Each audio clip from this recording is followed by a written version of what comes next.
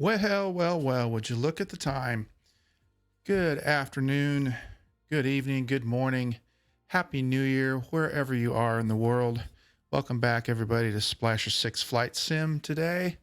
Uh, and it looks like Alec D is checking in. And Sergeant Staff, Happy New Year, everybody. Glad you could tag along here today. DC 6 is correct. Alec, yes, DC 6. That's what I'll be flying today, or attempting to, anyway. Yeah. Well, I hope everybody had a happy, safe, healthy New Year's Eve, celebratory, had fun. Everybody's recovered. So I just hung around the house. Didn't do a stream last night. Sorry if you guys were counting on the Friday night fun fly with Splasher. Had a little something come up. Went to a movie with my son last night, last minute decision, and forgot to post any announcements. So apologize for that.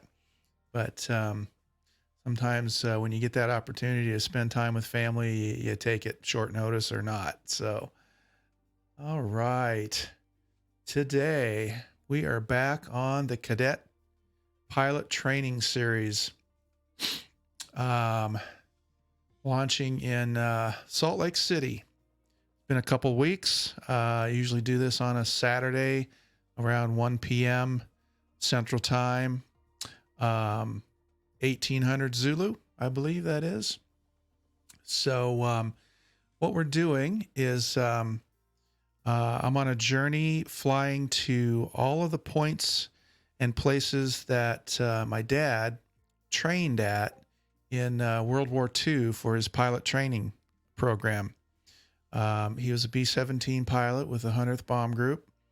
And I started out several weeks ago in Santa Ana, California, where he began his pilot training with the Army Air Force in the fall of 1942. In November, to be exact, I started this series right about the time he started his training. So we are now fast forwarded a little bit to let's see. I'm going to check out my laptop over here, which is supposed to be monitoring my current stream. Hang on a second.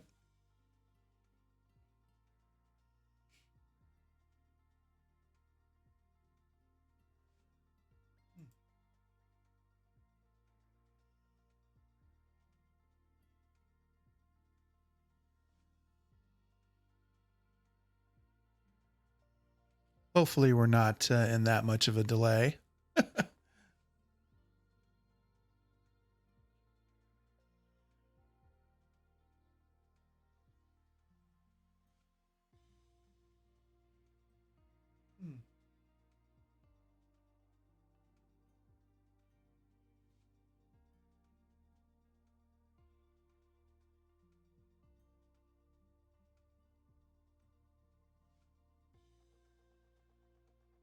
There we go. I guess I needed to be on Creator Dashboard. DH Paradox, Happy New Year to you, my friend. Hope everything's going well. Thanks for stopping in. Let's see. Alex says the DC-6 has caused me some CTDs lately, but I'll give it another try. Yeah, anything that'll keep up at around 220 knots or so. I've been having my own versions of troubles with the DC-6 myself. Part of the reason I did not stream last Saturday is I would get into the cockpit of the DC-6 and I look up to the recall for the DC-6, I think, is for the Xbox platform only. So I would look up at the GPS screen on the center console of the DC-6, and it would be dark. It would be turned off unless I clicked my right mouse button and held it. So, and also when I flew my last flight of this series from Hobbs, New Mexico to Salt Lake City, the gyro pilot did not work at all. I had to hand fly everything. So in the remaining 2 weeks since my last flight, I uninstalled the complete plane, uninstalled it and reinstalled it, along with the downloader from PMDG, and just started from scratch. And I did a check on the ramp yesterday or the day before, and the GPS lights up, but I haven't had a test flight yet to check the autopilot, the gyro pilot. So this will be our test today. Let's look at flight conditions. I would like to have us in the morning.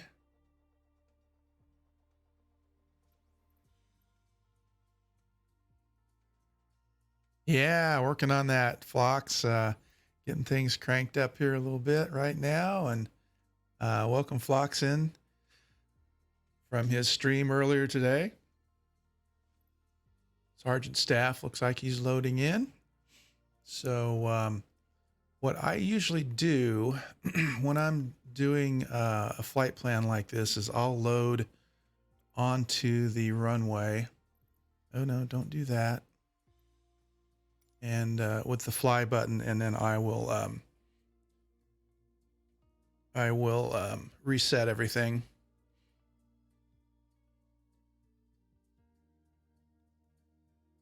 And see how this goes. Hopefully the gyro pilot will treat me well. Hopefully the GPS will treat me well. I've got my crib notes off to the side here for running the gyro pilot, which I think I'm okay on.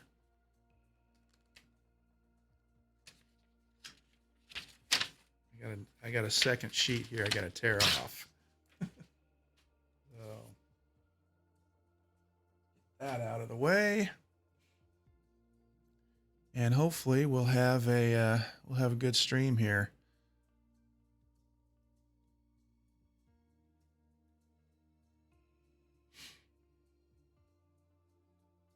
On, where's our? There it is. Lost my cursor there for a minute. Hope the audio is coming through all right for everybody. I'm going to dial down the music in my headphones a bit.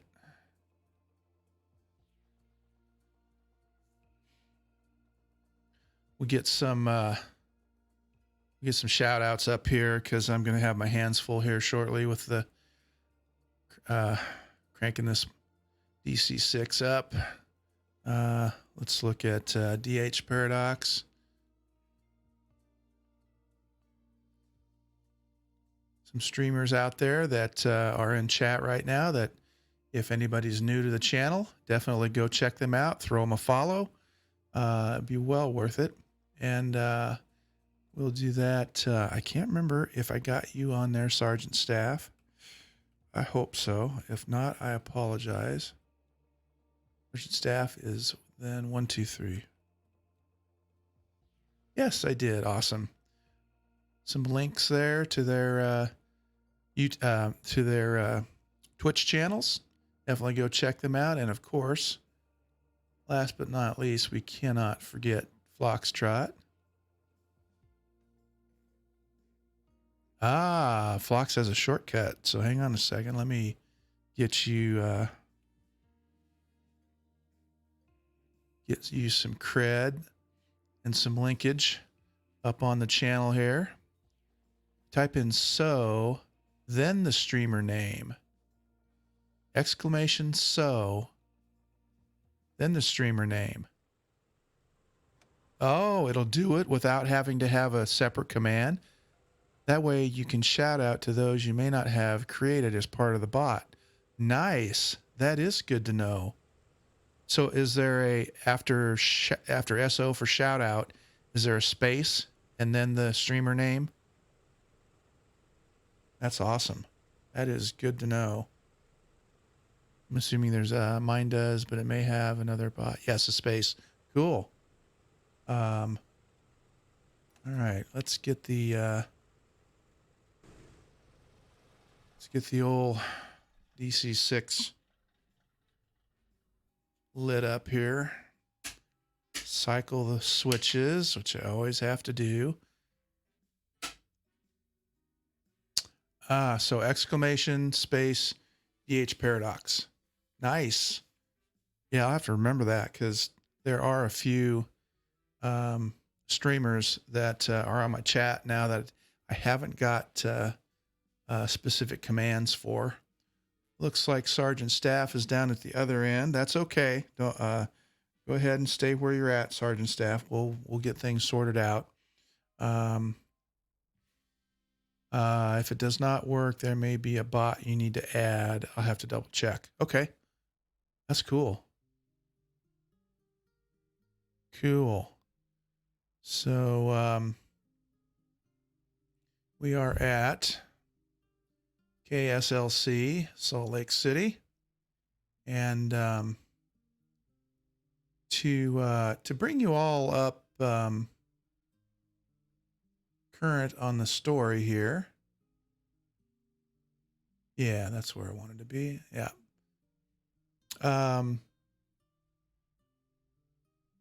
Let's see. DH says, I believe Stream Elements has a quick ad for the shout out command. Ah, okay. No worries, Sergeant. We'll all get in the same direction.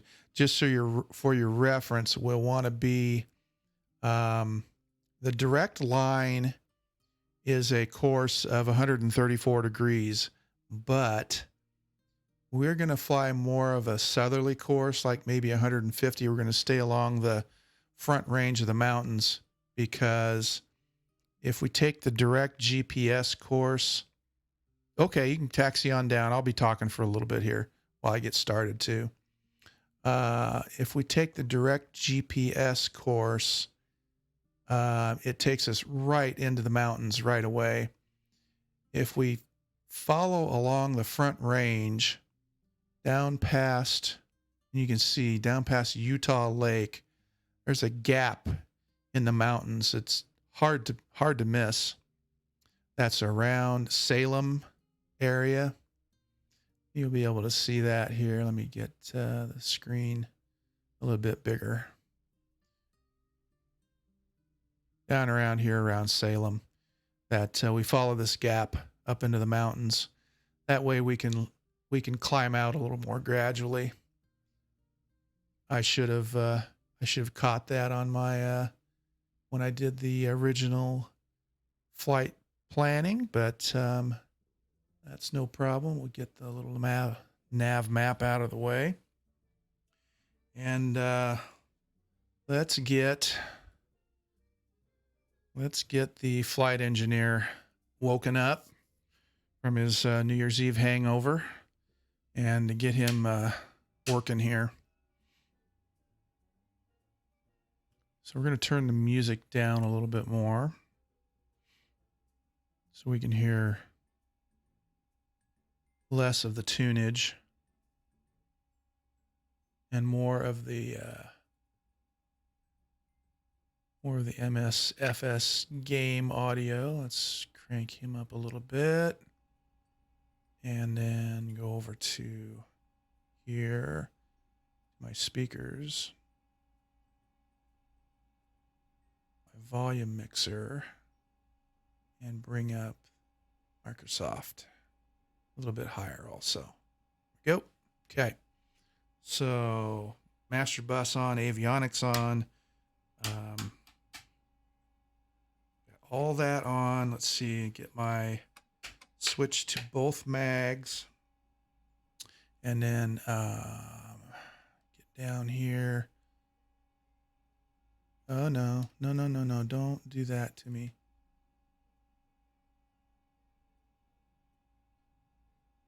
Okay, I'm hoping that's going to turn on once I because I've got avionics on.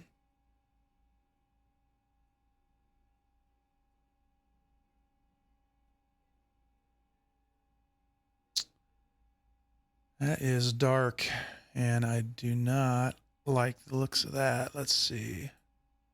Let's try that. That should not be cold and dark. All right, let's get the pad up here. Hopefully that will cure itself. Okay.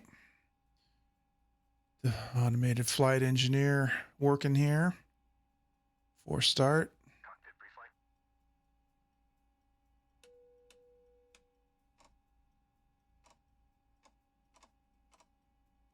Oh, it's doing it again.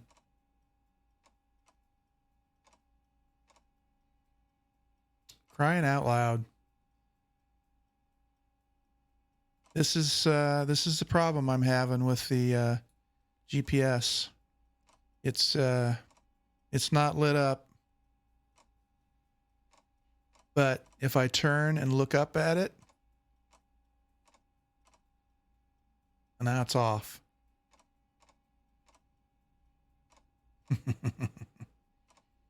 Yeah.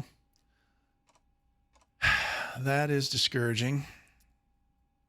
Let's hope the gyro pilot works.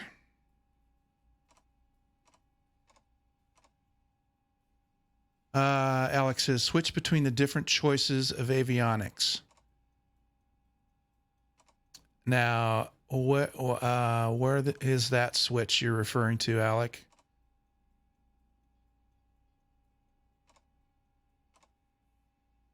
If you could direct me the different choices of avionics. Is that on one of the panels?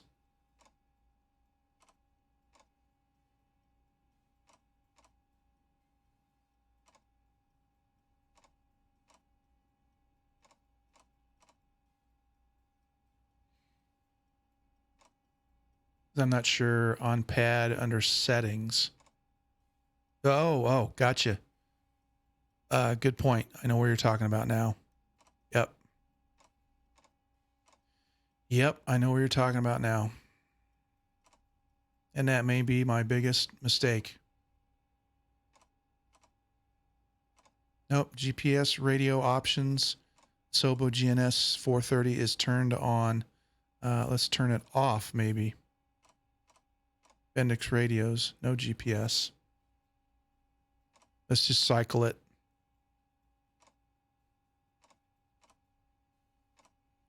I'm just looking to see if there's anything else here that might be. See, okay, that switches it away from the GPS. So let's switch it back to the GPS. Okay.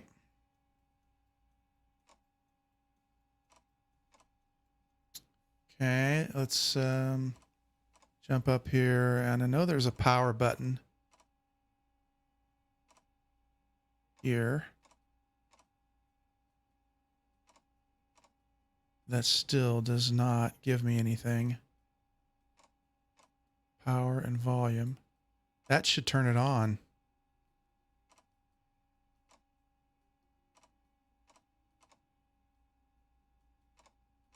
Yeah. I don't know. I appreciate that, Alec, and I know this has been the bane of my flying this machine for the last month or so.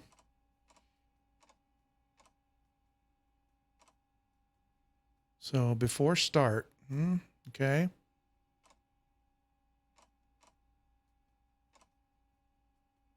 So we should be able to start.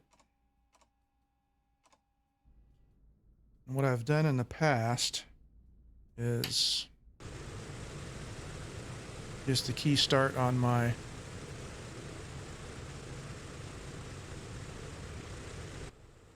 usually works. Okay.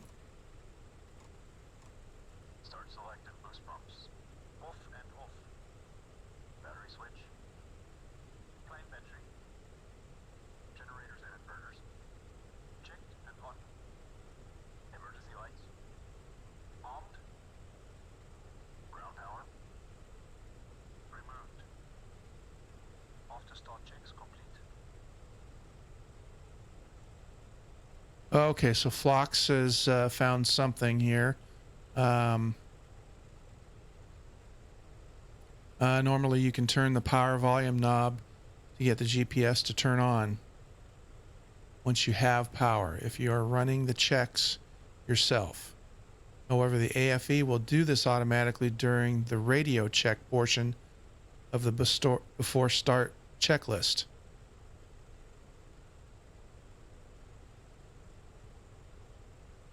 Let's see. Since it sounds like you're running the AFE, I'd expect that the problem is a conflict with some other mod that you are running. I clean the community folder up and try again.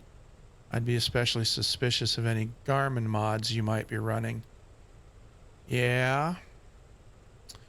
Good point. Although before my most recent... Hello, Viper Strike. How are you doing today?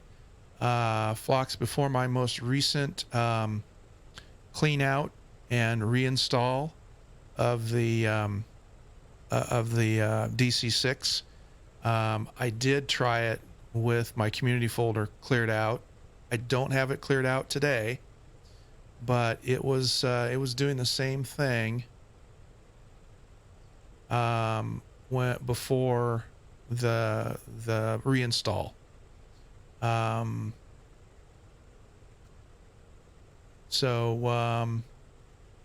don't know if community had anything to do with it. Found this problem solved. Was the joystick WinWing F18 panel?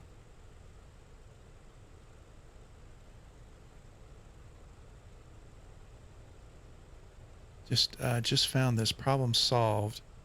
Was the joystick WinWing F18 panel? Not sure what that means either.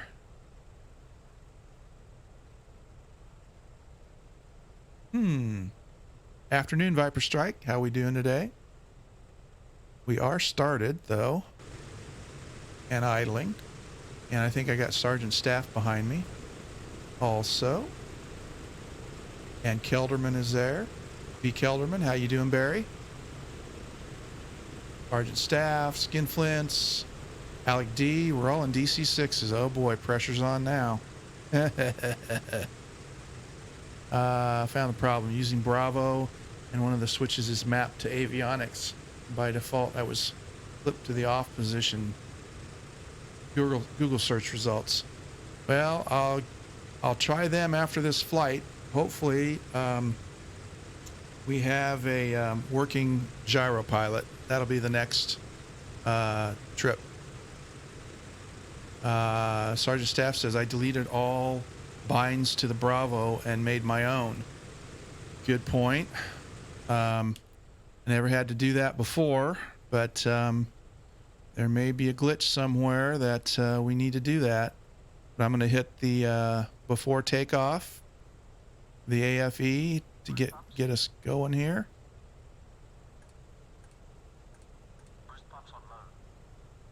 Almost as much as the Kodiak. I suck at the DC6. It is a handful, to say the least. That's for sure. That's why I'm glad we have the AFE, and we still don't have it.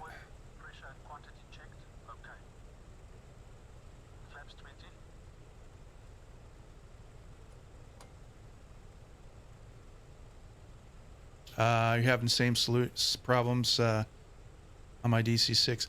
I did a startup on it on the ramp 2 nights ago, and it worked fine, but I didn't do a flight, so. Closed and on. Controls. Gust lock released. Free. Gust lock is released. Good. Mixture and cowl flaps. Bridge unlocked. Set. Transponder. On. Landing lights.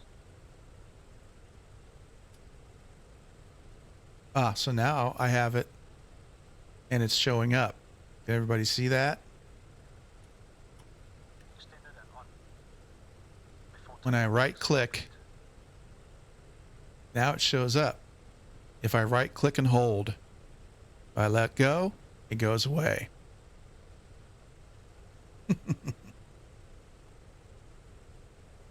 All right, so I'm going to do a dry takeoff. Get everything ready to go. 30 inches, stabilize.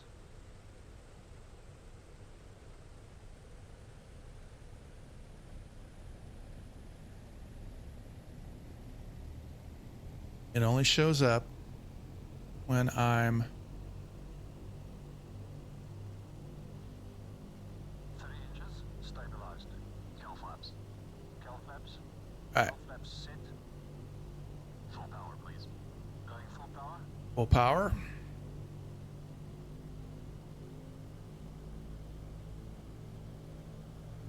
Waiting for it to go to 55 inches. And we'll release brakes.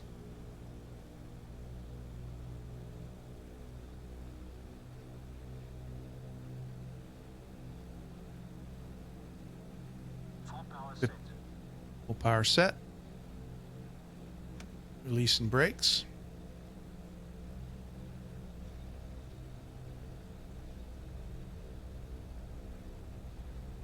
And look for 80 knots.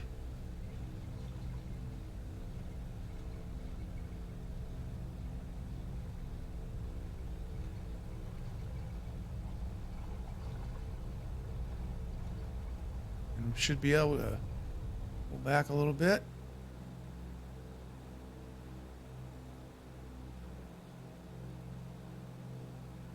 Buzz free. Gear up. Gears Gear up. set Confirming gear up. Positive rate. Gear up. Lights out. Flaps up. Flaps going up. Up. Flaps going up.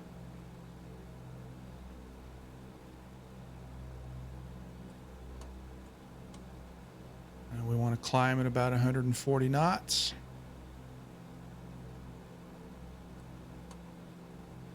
Meter power. Setting meter power 48 inches, 2600 RPM.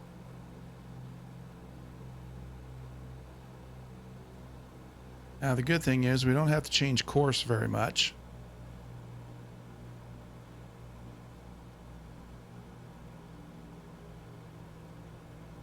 Just trim out a little bit. Meter power set.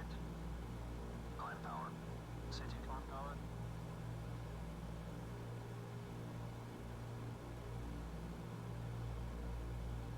And we're going to look for about 12,000 feet to level off.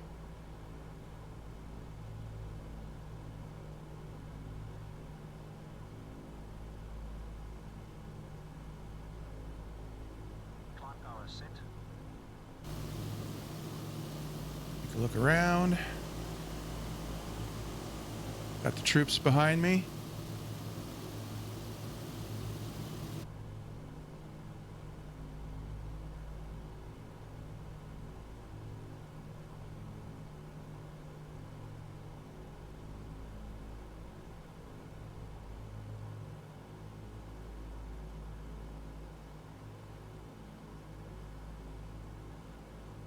Gonna stay at climb power till we get to about 12,000. We're gonna follow along here with the mountains on our left till we get down to Utah Lake. And then we're gonna look for a big gap in the mountains to follow.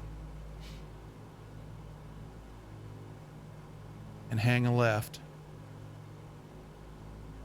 Oh, Sergeant Staff, you couldn't get off the ground? Uh-oh. We are at altitude, so it's going to take a little bit longer. I've had this issue before. Dang.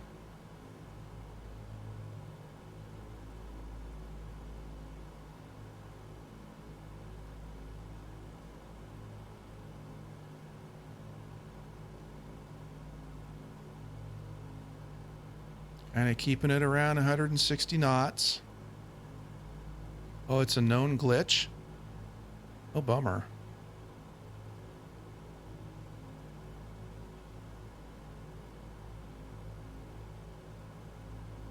See, now when I look up, I right click and hold, it doesn't light up. And I haven't done anything different.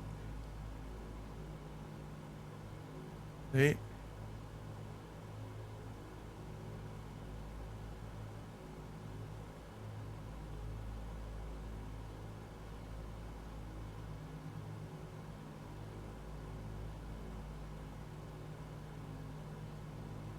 Just kind of want to keep the mountains on my left.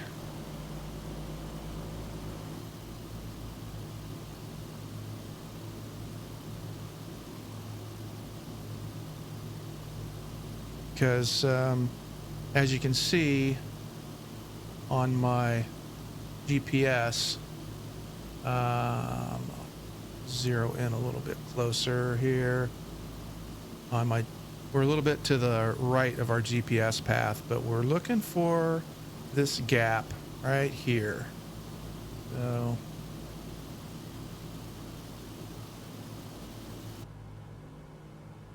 okay, we're approaching 11,000.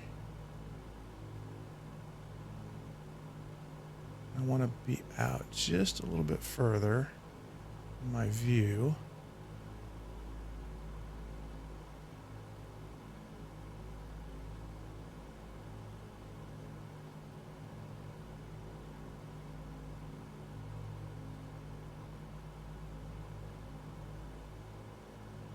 So as we're approaching 11.5, I'm going to go to cruise and flight cruise power.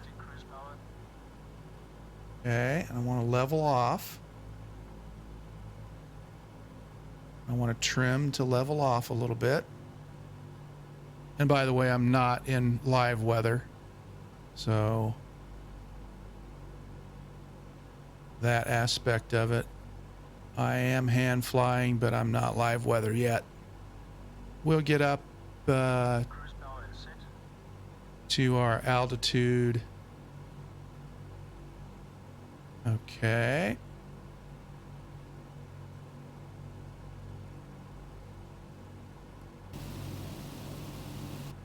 Try to get ourselves leveled out. Cruise checks are complete.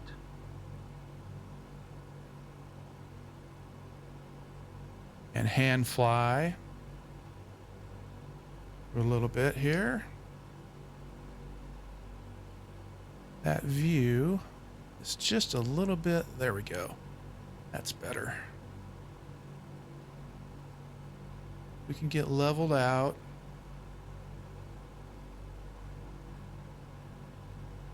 Leveled out and trimmed out. Ah, first time chatters, Stenko. This is, yes, the newest flight simulator for Microsoft that was released about a year and a half ago. But yeah, this is what they sometimes refer to as Microsoft 2020. And we are flying over Salt Lake City, Provo, Utah area right now, on our way to Pecos, Texas. And welcome, Stenko, to Splasher 6 Flight Sim. Throw a follow there if you like what you see. We do this about once a week on a Saturday. And thank you for the cheer, Stenko. Awesome. We are in the DC-6, and I still need to level off a little bit.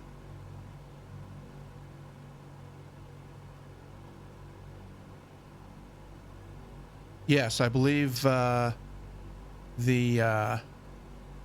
autopilot. Oh, to Sergeant Staff. Gotcha. Pay attention to who Phlox is talking to there. No problem.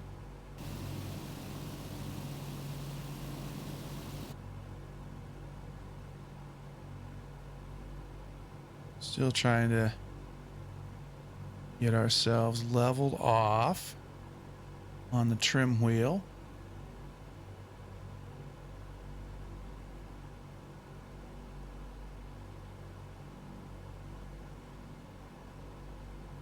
Like to try to stay below 13,000. So here's this large gap in the mountains that I am looking for. We're going to start making our left-hand turn. Sergeant Staff says, every time I fly this thing, it's something different. Yes. Phlox, I believe I did. Let's see. Try flipping the toggle switch on the far right of your Bravo and watch the Garmin. Toggle switch on the far right? I have my toggle switch on the far right remapped to a pause switch. So this is a DC-6 that I've had, Stenko, that I've had repainted to the colors that my father flew in World War II for his B-17, the Royal Flush. Get that. So flipping the toggle switch on the far right of your Bravo, watch the Garmin. Phlox, I do that, but my toggle switch on my far right, I've remapped it on my Bravo to on pause button. So what I can do is I flip this switch and it pauses the sim totally. So it pauses everything.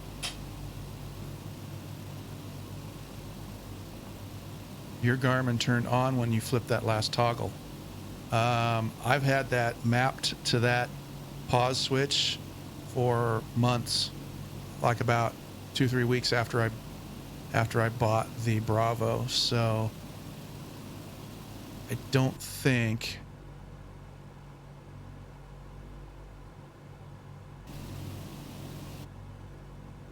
that's what we're dealing with.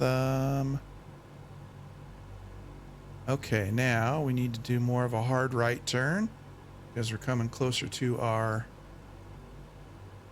back in the cockpit. Maybe double binded. Go back in the cockpit and try. Okay.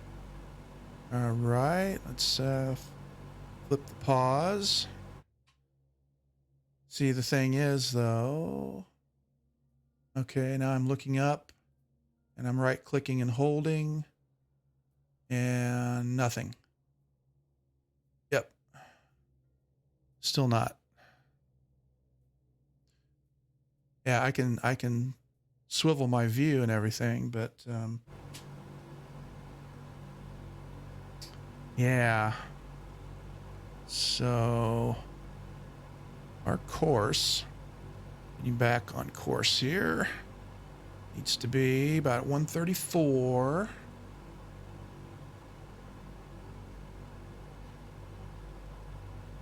Let's get back around to somewhere close to our course. And then I can work on trying to set up the gyro pilot and find out if I'm going to have to hand fly this puppy all the way to Pecos.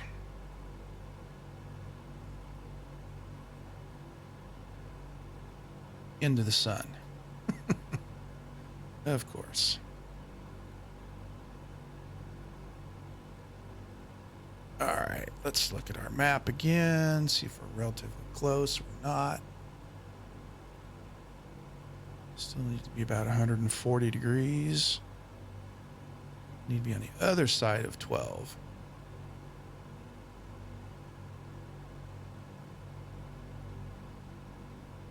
Inzen. Hey, Splasher. Hey, how you doing, Inzen? Hey, found an interesting aircraft last night. I'm flying with Two-Tone Murphy, the Lockheed L-18 with retro King Air interior. Kind of cool. Worth checking out. I'll have to look into that. I am into the retro planes. So that will be interesting. Okay, now we're on a relatively parallel path or course. And we need to level off a little bit.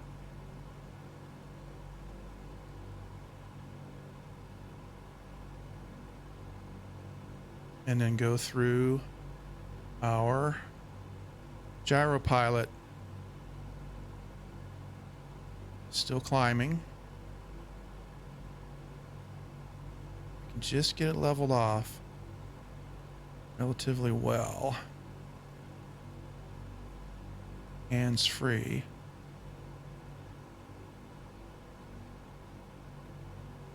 All right, here we go. Now,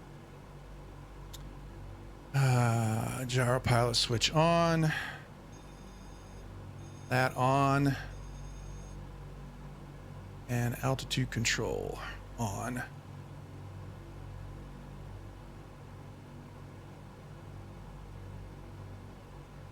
That should dial us into our altitude.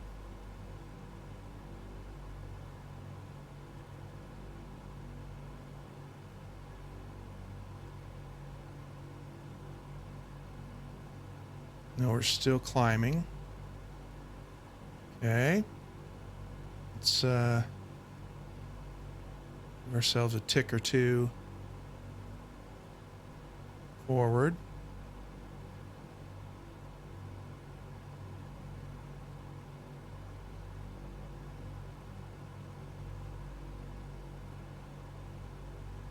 So switch that off. Give ourselves a tick or two forward. See where we're at here.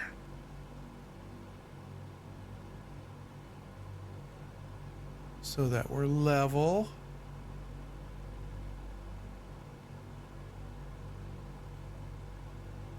Try to watch our vertical speed.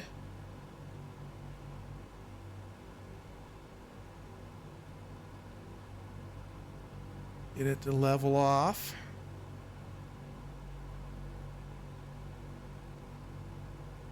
Still not getting it to level off.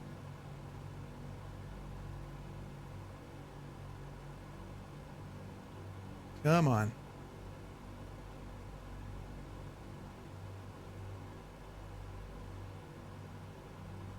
A little bit more.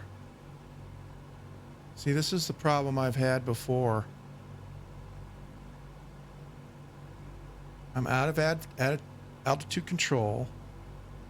This used to be, you just like do 2 or 3 ticks and it would level off. This does not want to level off.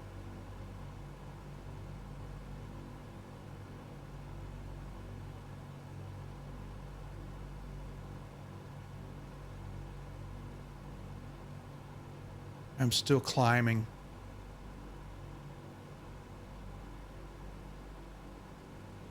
And even when I flip the altitude control switch back on, I'm still climbing.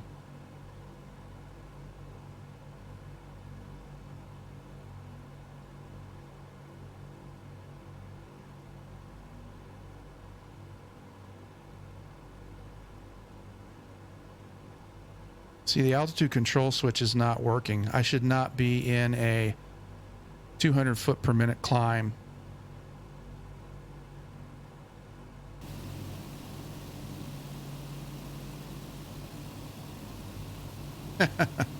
Plus, I'm way off course. Sorry, guys.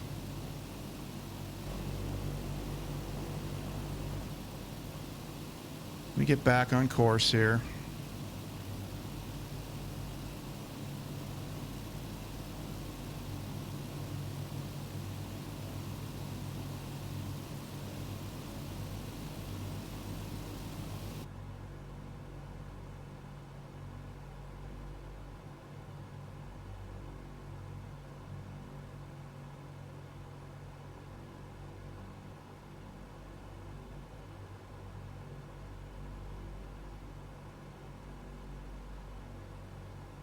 It's doing the same thing it did on the trip before.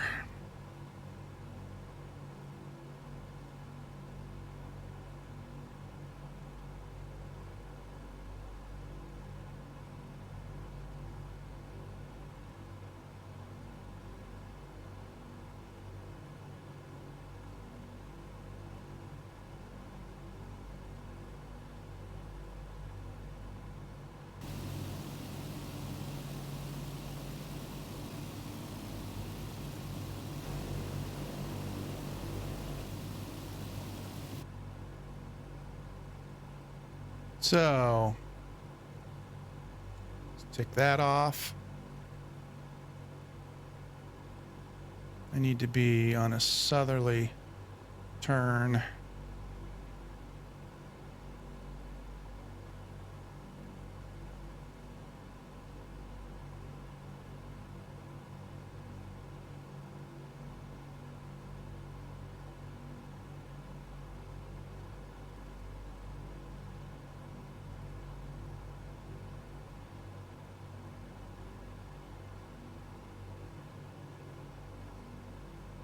Trying to get back to my course here, guys. Sorry about that if I'm not paying attention in chat. 134. Stay straight for now until we get to 134. Skin Flints is out ahead of me there. I think he's probably on course. Still.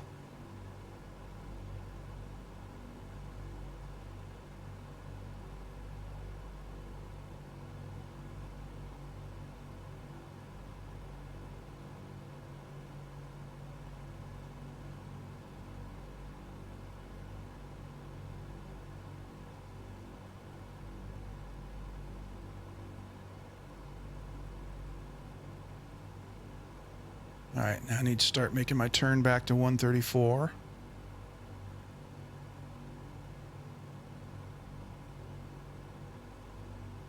My nose down.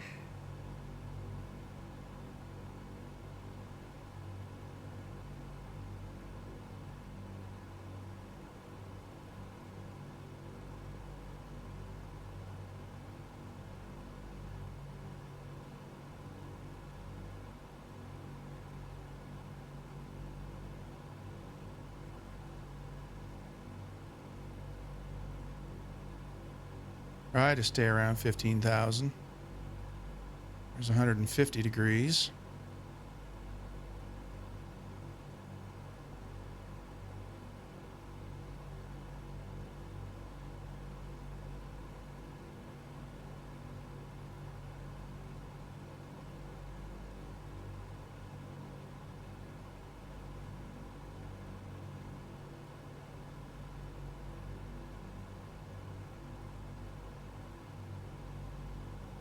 See what we get here. Yeah, not too bad. Okay. Now if I can maintain nose down and hands off, flight level.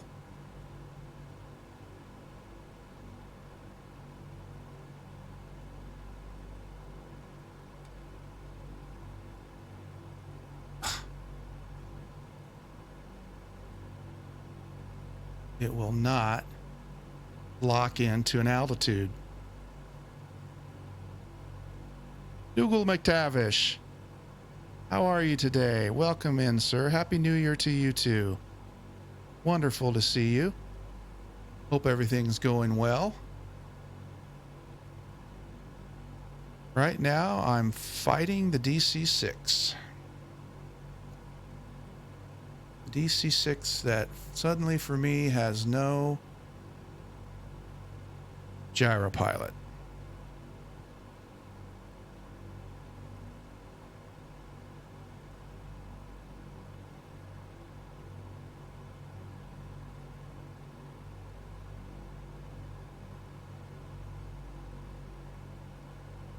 I go hands off.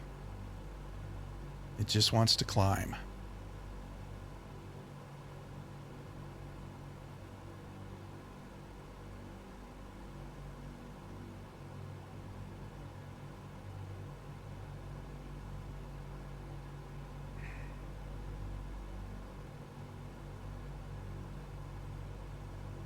Uh, yeah, Dougal. I've been having a lot of trouble with it lately.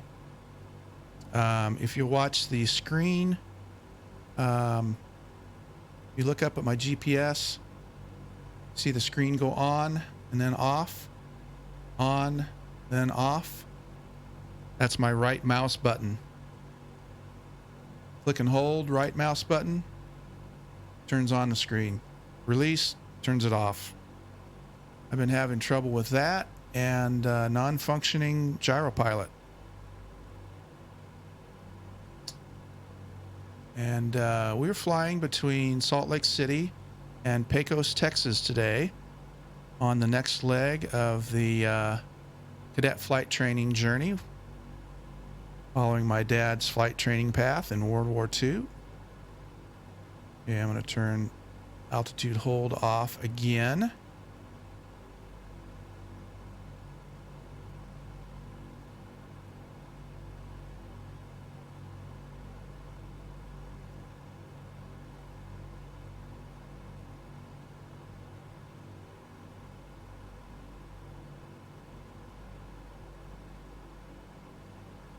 And see if we can maintain an altitude.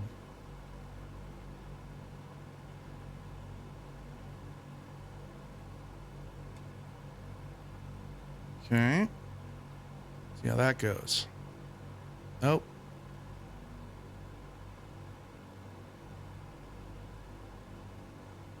What I'm doing basically is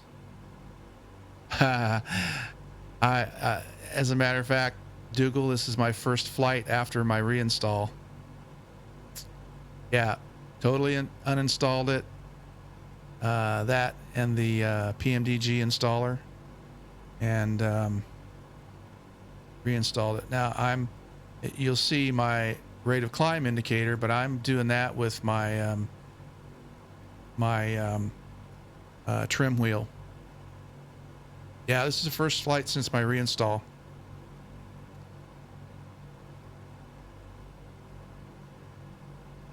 I do not know. And before the reinstall, I did a bunch of testing. I tested it with the community folder, bare, naked, empty. I'm not flying with empty community folder right now, but before I did the reinstall, I did a bunch of testing. Community folder, bare, naked, empty. Let's see how far off course I am. Not too bad. I still need to go to the right.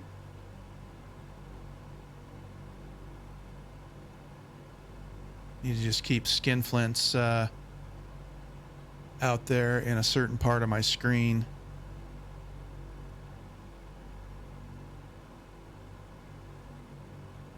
Skin, if you're listening, I hope you're dialed into the right course.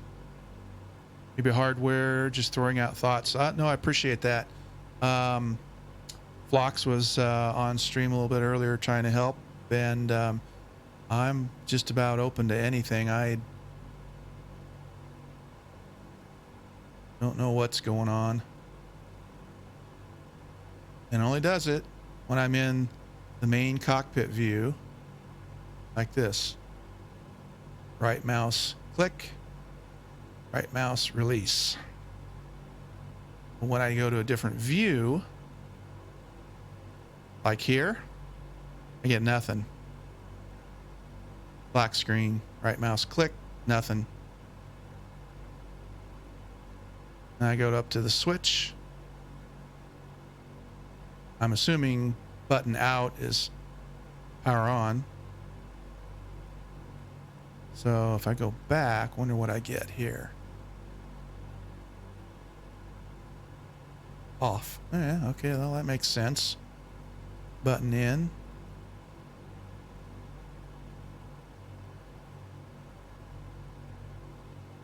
Button in.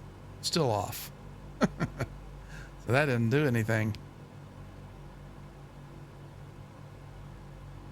I don't know. I've got a Bravo and an Alpha, and I haven't done anything as far as changes go. I've got gotta get to the right further. Stay on course, I can tell. Yeah, it kind of just started doing this after Sim Update 7. I need to get farther to the right. I need to get skin out further to the left of my window.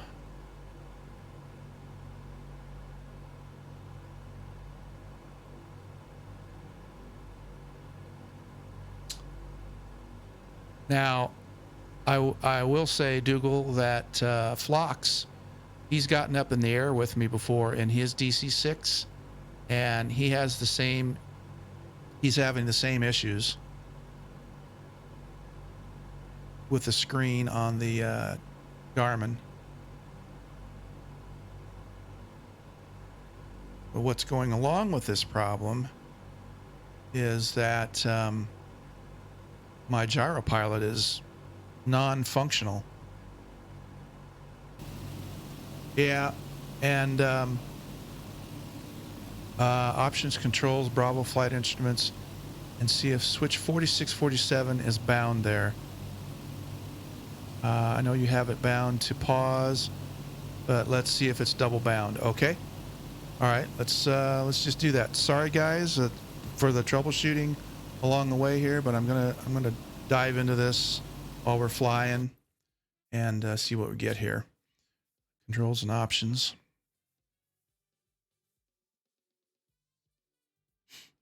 Go to my Bravo.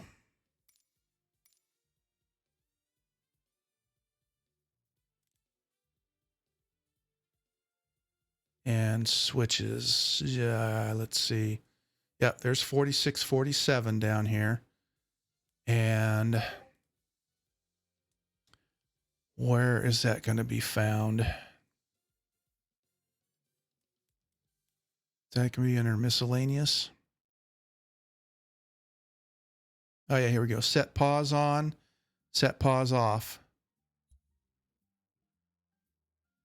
And there's no double bind. If you want, I can bring you in on voice on Discord. But there's, let's see, cancel. There's 46 and 47.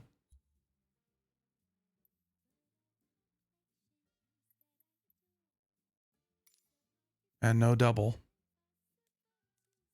So if you want to, Phlox, and if you have time, I'll jump in general chat. Or, no, streaming voice, just in case. If you happen to have a minute or two. Nope, that is the wrong thing. There we go.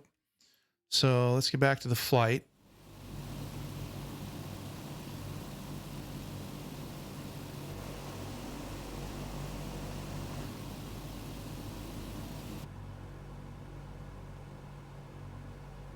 Then flight instruments. Okay, instruments and systems. All right, hang on a second.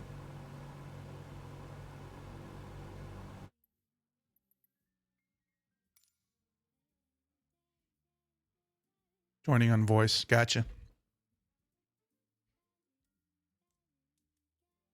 Instruments and systems.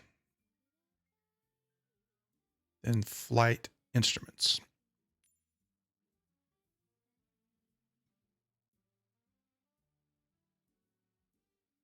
Oh, okay. There it is. There it is. Avionics master on. Avionics master off.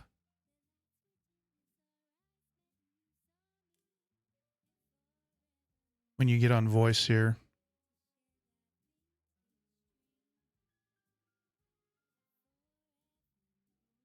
Hey, checking in. Hey, buddy. Hey. Are you seeing my screen? Yeah, and 46 and 47 is Yeah. there. Yeah. but we're not seeing it have its effect because you also have Yeah. it done to pause. Can Yeah. can you undo the pause? You know, Okay. clear the Yeah. pause input, First. Yeah. and Yeah. then Let me let's do try it that. again. Yeah. Yeah. Was that under miscellaneous? Yeah, I think it was. All right. Boy, it has never given me a, let's see, clear. Yep. Okay. Validate.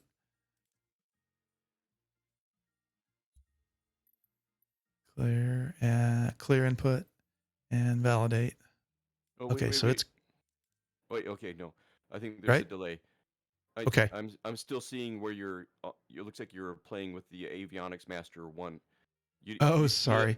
You left that alone, and Yeah. then you went up to Yeah. miscellaneous. Okay, good. Okay, yep. Yeah. So So, miscellaneous, pause on and off. You cleared those, yep. and So going then back to perfect. I'm checking avionics master one on and off is still 46 and 47. So Perfect. apply and save, go back and resume.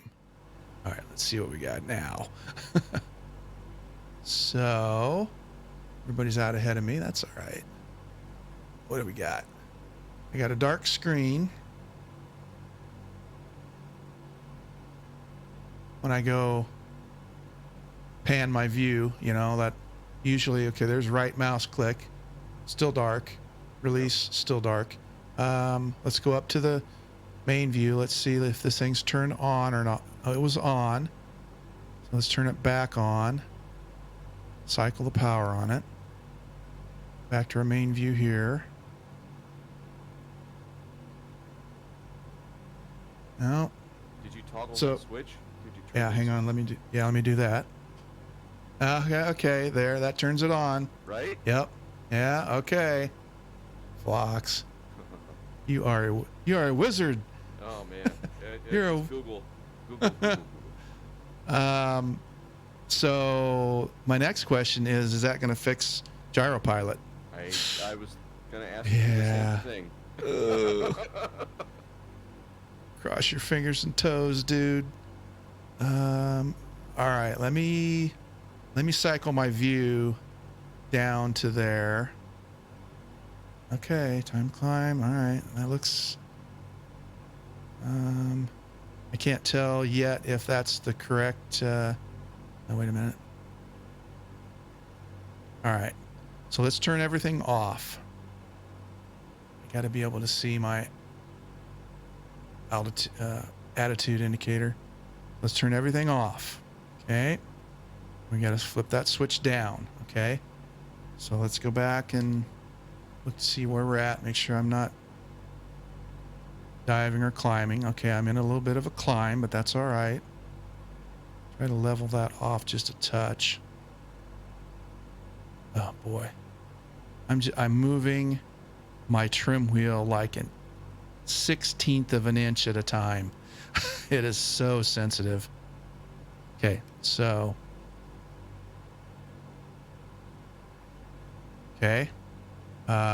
gyro pilot switch on, clutch lever up. Make sure we're in a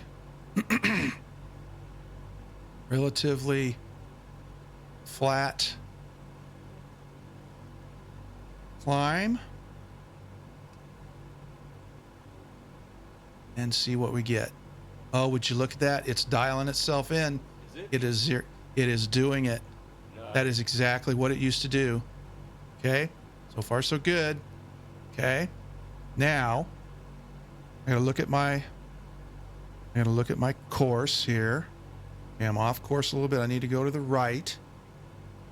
So if I look down and I turn this to the right, it's going to throw me into a little bit of a bank. There goes the wheel. Okay, and it's going to hold that bank until I straighten it out. Yep, there we go. Would you look at that?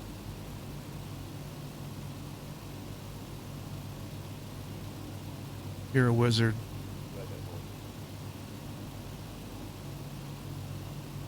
This is the This is the second thing you've bailed me out on. Blocks. And maybe it'll help somebody else too, you know? Now Yeah. it's in your bond. This is awesome. You and Angry have been a godsend, man. I really appreciate you guys. So what we're doing is we're in a bank. We're trying to head back to our course. Yeah, it looks like I have. I mean, I can live without that pause switch, or bind it to a different set. I think it's the same pause setting out with the mic. But I ended up having my pause down before like this. So when I pause it, Yeah, it uses the P. Okay. the P button, right? Yeah. And then the unpause, it's the P and the minus button. I gotta push them both at the same time. So P and the minus. yeah, P to pause, Okay. and then P minus to unpause and how minus. Okay, I gotta watch my turn and bank a little bit here. I need to get back to straight. Just send him the invoice. Good tap. Yeah, send him the invoice. No kidding, right? Okay, that centers it. Okay. I'm not on GPS yet, but this is getting better. I'm getting back to my center line. Okay, now if I go to 134, need to go left still. Yeah, need to turn back to the left. See Viper's comment too. It's my pleasure, Viper. Thanks, Alec. All right, so now if I'm still loaded with my GPS course, if I turn this switch to localizer, it should grab the magenta line. Okay, here comes the drum roll. Hang on just a second. I want to get turned just a little bit better. I want to center this. And now if I go... So I level my wings. If I go click the localizer, it's taken over. Let's see where it takes us. To the left. Yep. This is... Look at that. It's fine in itself. It's fine in itself. It looks like it's on an intercept course. Uh-huh. Yep. Check the map. Would you look at that?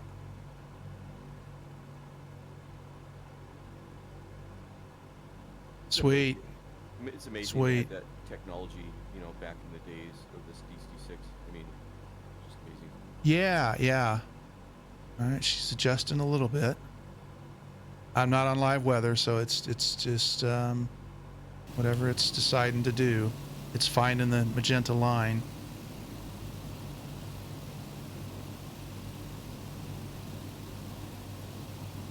Got B. Kellerman out there flying with me today. That's awesome. Still kind of homing in on the line. Let's get a standard view here. I really like that pause that I set up because it's not like the active pause, which I think that's what the letter P does, maybe. So you said on the keyboard, the letter P, right?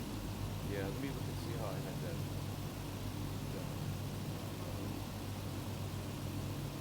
Because mine doesn't do anything. I don't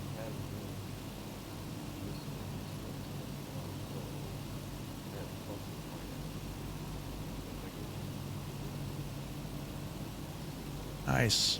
Okay. Got it. There's our trip today.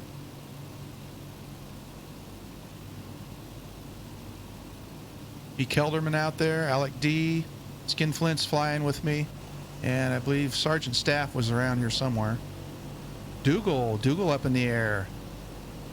with the DC-6. We got a squadron going here. Nice. Sergeant Staff off to the right. Nice. Thanks, guys. Really appreciate you flying along with me here today on this New Year's Day, 2022. How about that? Up. And I just posted my pause findings on your general channel. Okay. It's under Hang on. keyboard. Hang on. And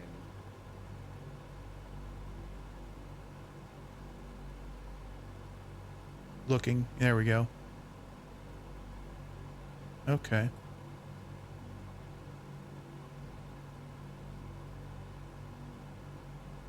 On your Bravo, yeah.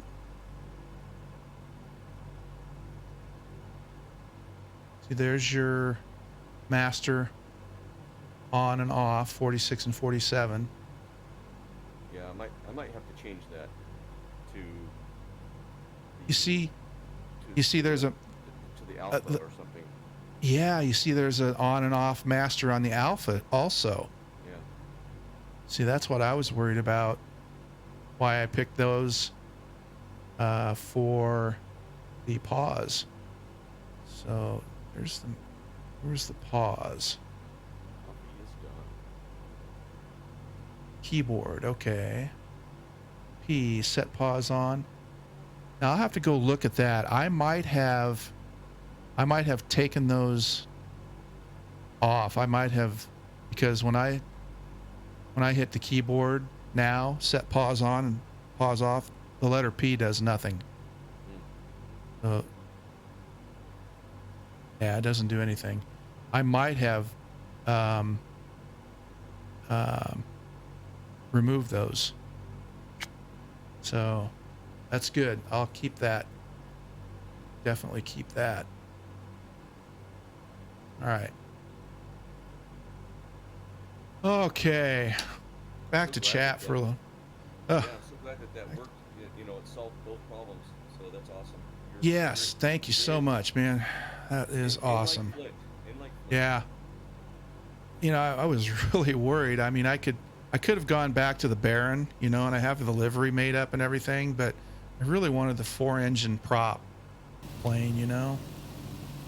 So, because at this point in Dad's training, he was 4-engine trained. He had been through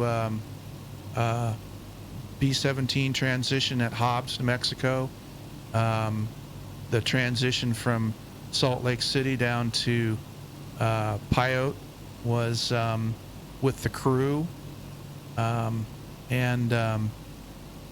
So at this point in his training, he'd have had his crew. They're heading to Pyote for a few months of crew training. And here's a, from his collection, here is a telegram that he sent to his folks, November 20th of 1943. He'd been in training for just a little over a year. And to his mom and his dad, getting first pilot on B-17, should move Sunday, get co-pilot, bombardier, and crew. Haven't met them yet. Will wire new address on arrival. Love, Raymond. And down at the bottom it says B-17. I don't know what that's for, but period. So that was That's awesome. I know there's some things that got saved and some that didn't. This was the same. Yeah, this is the same. And then here's his crew.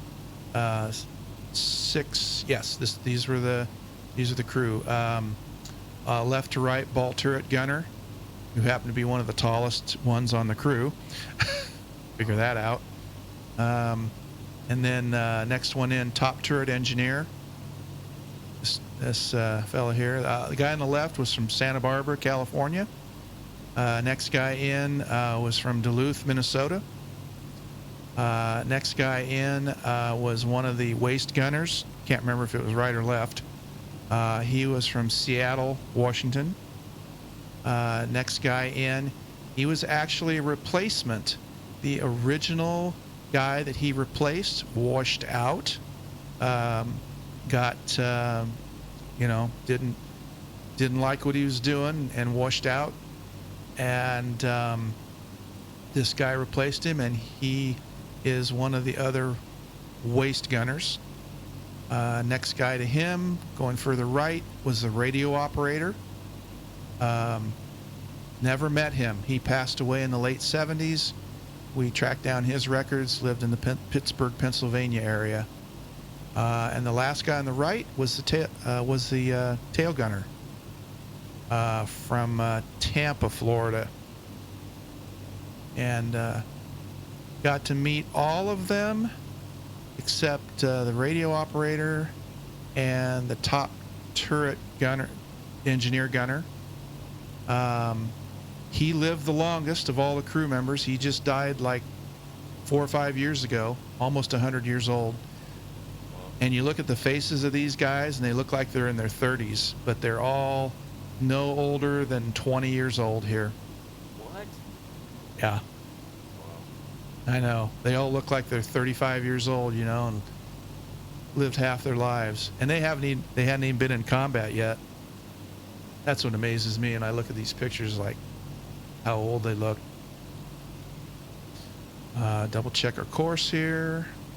Oh yes. Oh boy. I love it. This is the biggest relief view I have of all.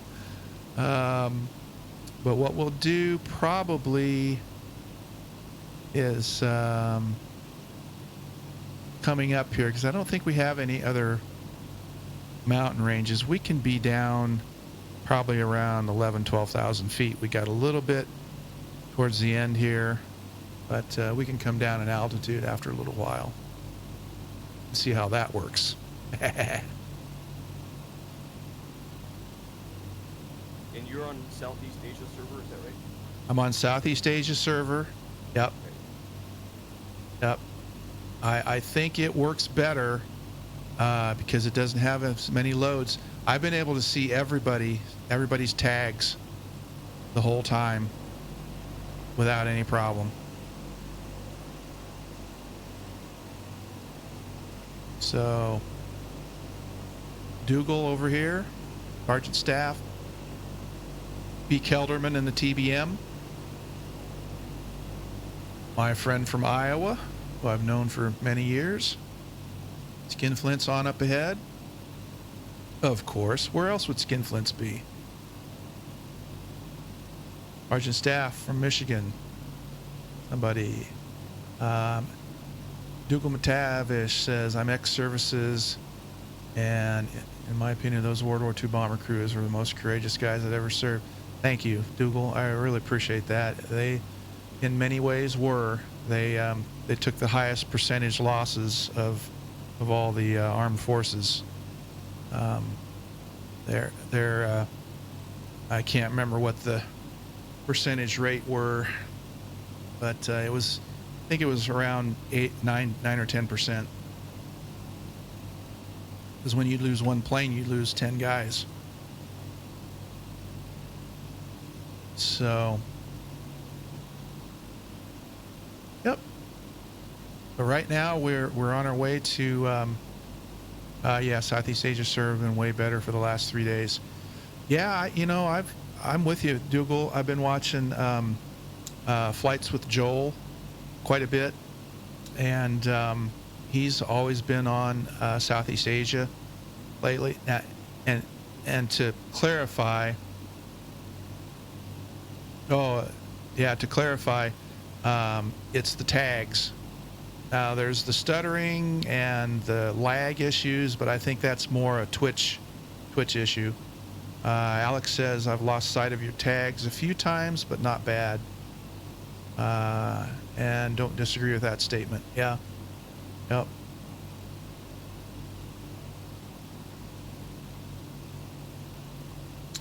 So yeah, this will be awesome. We'll be able to fly the DC-6 the rest of the way now. I had also, since we're actually headed towards Pecos, just amount of selflessness that this generation has never seen again. Very true. Yep, the European losses were horrendous. And we'll be eventually headed to England on this journey, as the journey ends where his air base was at the 100th Bomb Group in at Thorpe Abbotts in East Anglia. So stick with us. There's much more to come. But where we're headed today is Pecos, Texas, which is very close to where his base was. His base was just up the road at Pyote, Texas. I believe it's like this. Take this off of that. Yeah. Here's Pyote right here, right along Interstate 20. Yeah, I-20. And yeah, there's Pyote Street. The base was out in here. It's called the Rattlesnake Air Base. And they trained B-17, B-24, and B-29 later. Crew training. So once you got your crew assigned to you in Salt Lake City, was where Dad got his assignment. They moved him down to Pyote for crew training, so that they were trained to work together as a team. Oh yeah. Sergeant staff. My grandfathers were both of that generation. I just tried to be 10% of what they were. Yeah.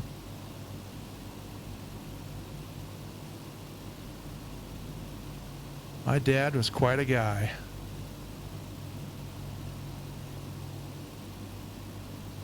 He had high standards when I was growing up, but I'm thankful for that. We butted heads now and then as a young man, but we were close right to the end. So what I was going to do is I have a few more pictures from a different album. I'm going to bring this right up at the middle of the screen. I do have a few pictures from Pyote that I wanted to bring up. There. I'm going to minimize that and get rid of this for now. So I'll bring those back up. Here's a few of his pictures from Pyote. And there's no names on these. Let's see. Alex says, my grandfather was Army infantry, European campaign during World War II. Oh yeah, boy, I tell you, the guys on the ground in Europe had it hard. Going one up. I'm not keeping up with chat here. I'm sorry. Inzen says, ha, yeah, just seeing Flights with Joel and the Kodiak trying out his UFO ship, would not recommend. Crazy. I'll have to pick up the VOD on that for Flights with Joel, the UFO ship. I've got the Kodiak and I'm adjusting to it. It's coming along pretty good. Google says, my grandfather served aboard 3 Royal Navy ships during World War II. I was British Royal Marine. Thank you for your service, McDougall. Appreciate that. For almost 19 years before being injured. Thank you for your service. My grandfather was Army Infantry, European campaign. Sergeant Staff says, my mom's dad was in the Quartermaster Corps stationed in Training Center in Fort Carson, Colorado. Oh, yeah. Fort Carson was in the Denver area. I've spent a lot of time in the Denver area. I remember Fort Carson. Alex says he didn't talk about the war very often. When he did, you listened. Honorable men and women who stepped up to get the job done without complaining. Very much so. My dad was the same way. It was a job they signed up for, My dad's never made. My dad's dad never made it off of Hawaii. I'm sorry to hear that, Sergeant Staff. He was at Pearl Harbor, apparently. I salute all that have done and do serve. Thank you for your service, Alec D. says. It really does take a special kind of person, and I'm telling you, it was all hands on deck for that generation, man. I'm telling you, you were scoffed and scorned at if you couldn't serve, and I'm telling you, it affected everybody down to the core. There was not a family that wasn't affected. But this picture is of my dad on the left here, a very good friend of his that was in pilot training with him, like from King City on, and he even got assigned to the 100th Bomb Group with Dad in a different squadron.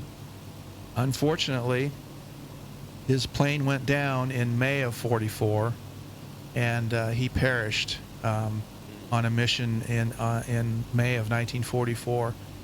His name was Jack Hunter. Dad spoke of him often, and he was a really good friend. And this guy on the far right, I don't remember his name. I think it's Kincannon, but I think he also went to the 100th Bomb Group.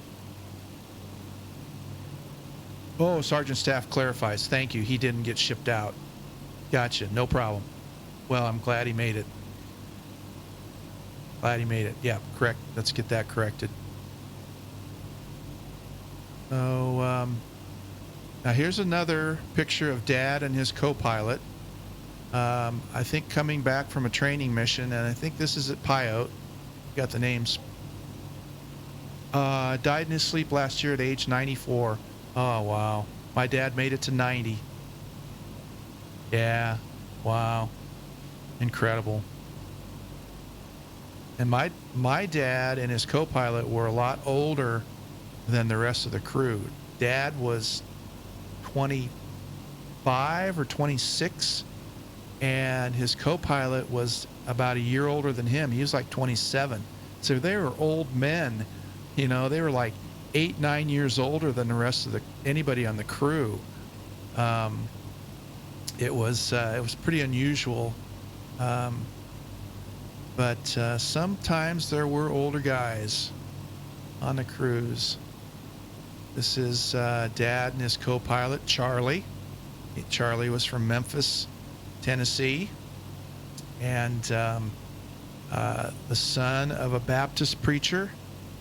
He was, and I can remember Engine 2 just died. That's a good reminder, Sergeant Staff, that I should get back in the cockpit and fly the plane, Splasher. Fly the plane. Let's just check here.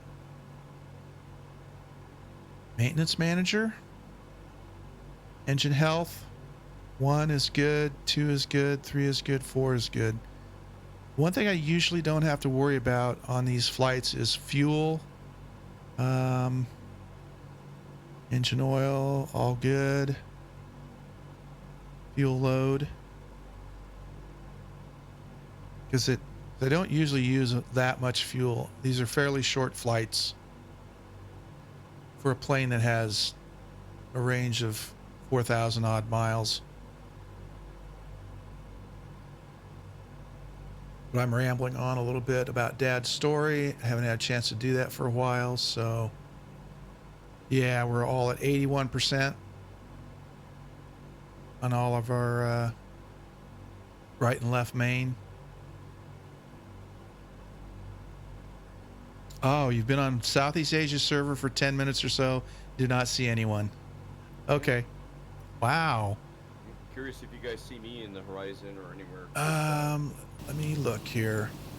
I still got Skinflint. There's Dougal off to my right. Sergeant Staff.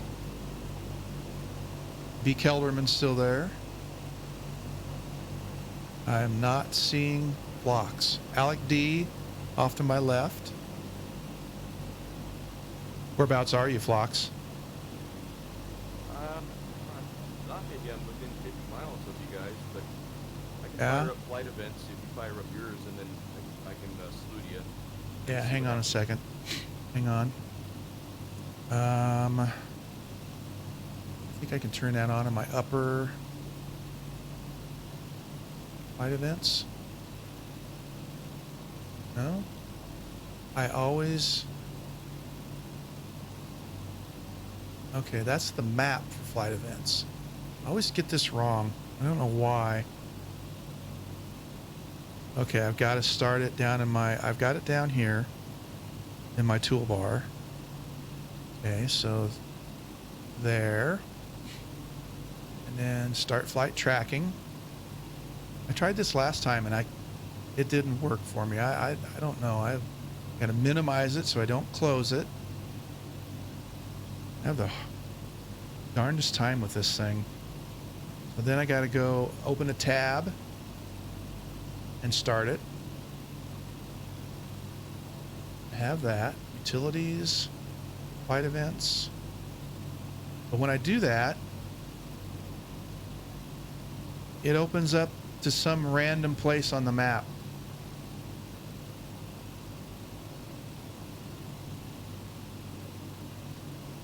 What is your tail number in Google Nav map or in flight events? It should be Lima 087 Delta Zulu. Okay, I see you. Okay? I see you on the map. I see you. So I'll spawn over or slew over to where you're at. Okay. Let's see, when I open the map up, well, hang on a second. Let me see if it opens the map and it doesn't join. Okay, do I hit join? No, I've already joined.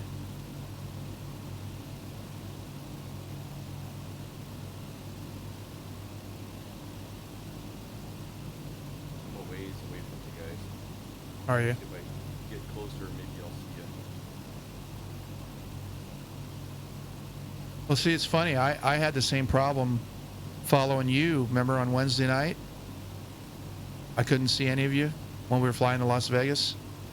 Yeah, I remember that. There's a long period of time there where there's N Lima 087DZ. Okay, so I check one of these boxes. Does that make me show up? I can't see I see your sim. I don't see.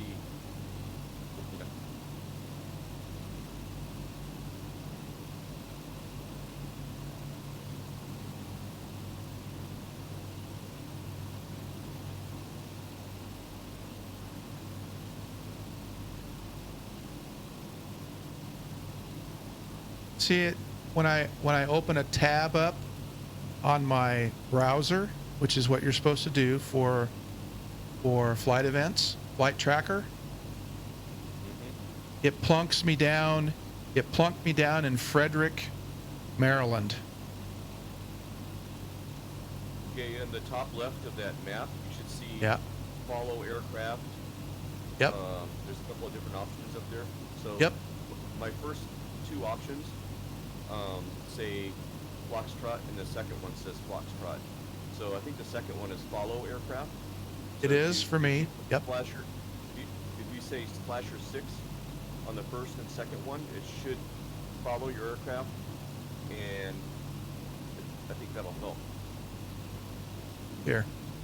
And I see you All guys right. in the sim now. I clicked on that. Now it did. Now it changed the map, and I can see you. You're slewing. Yep. Yep. You're off to my right. Now you're behind me. Gotcha.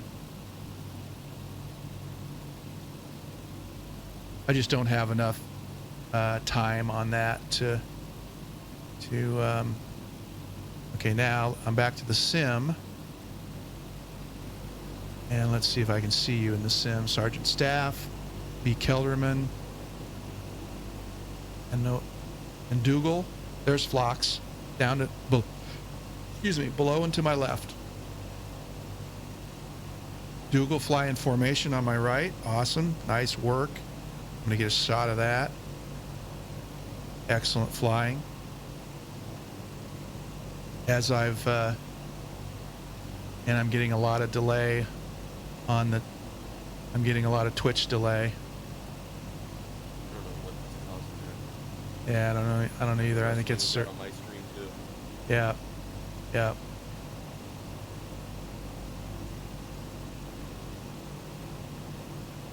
Yeah.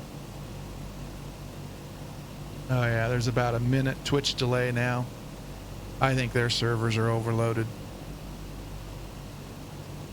Or it'd be Amazon. It'd be Amazon servers. There's some good flying, Dougal. Sticking that wing right in my window.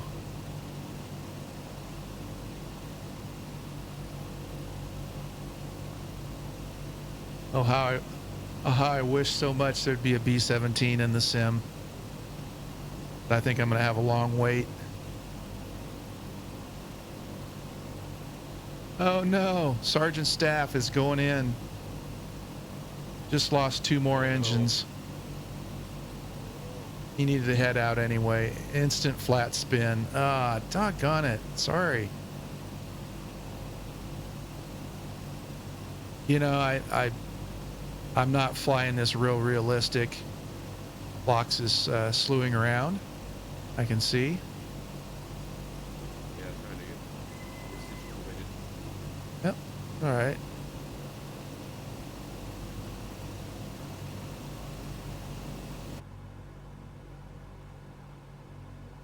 All right. Let's see how we're doing here. Check my status here.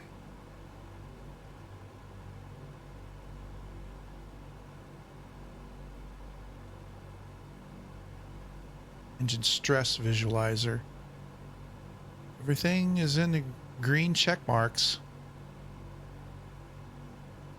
Yeah, that's, you know, that's why I let the AFE take care of it. You know, this is, I don't feel bad, you know, knowing that this plane is supposed to be flown by a crew of 3 as it is. So it doesn't bother me at all to use the AFE, take care of everything. And there, folks, is a functioning GPS that you'll see in about a minute. Right? So the other thing I've done with a lot of my planes is I go on to flightsim.to and I download all of the view angle downloads that I can get, you know, correct cameras for, you see all the different correct cameras for different planes. And I'm just toggling through all of them right now in the DC. Since I'm not in live weather. I add those on. I make a utilities file in add-on linkers, add-ons linker, and all of these camera views are add-ons. I've done that for just about every plane that's available.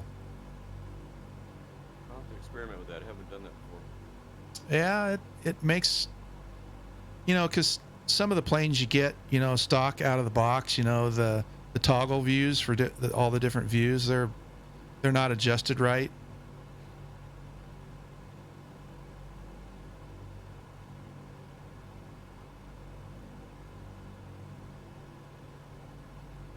Sergeant Staff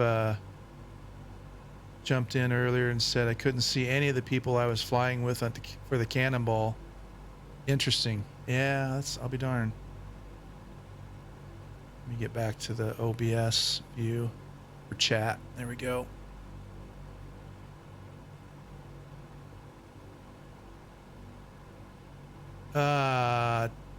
Dougal says Twitch is almost unwatchable. It's so bad.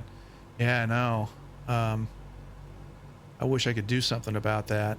I've got a 1 gig, yeah, 1 gig, 1 terabyte connection. So it's not my internet. That part's good. And Flox, you and I tried to troubleshoot this like a month ago when this started happening. You remember that? Yep. Yep.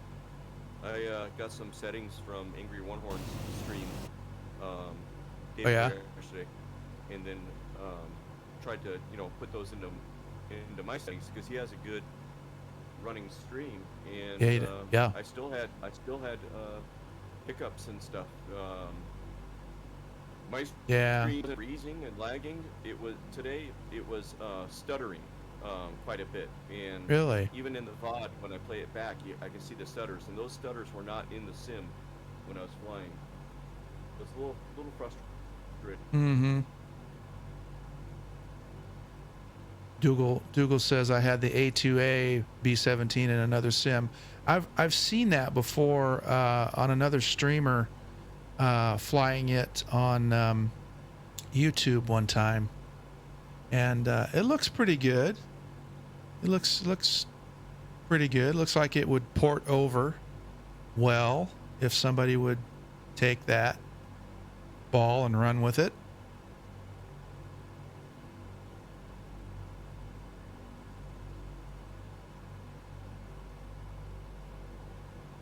Sergeant Staff says I need to fire my AFE. Kick him out. leave him in the plane in a flat spin. Let him go down with the plane. Nice flying, Dougal. Nice flying. That's awesome. Looking really good. That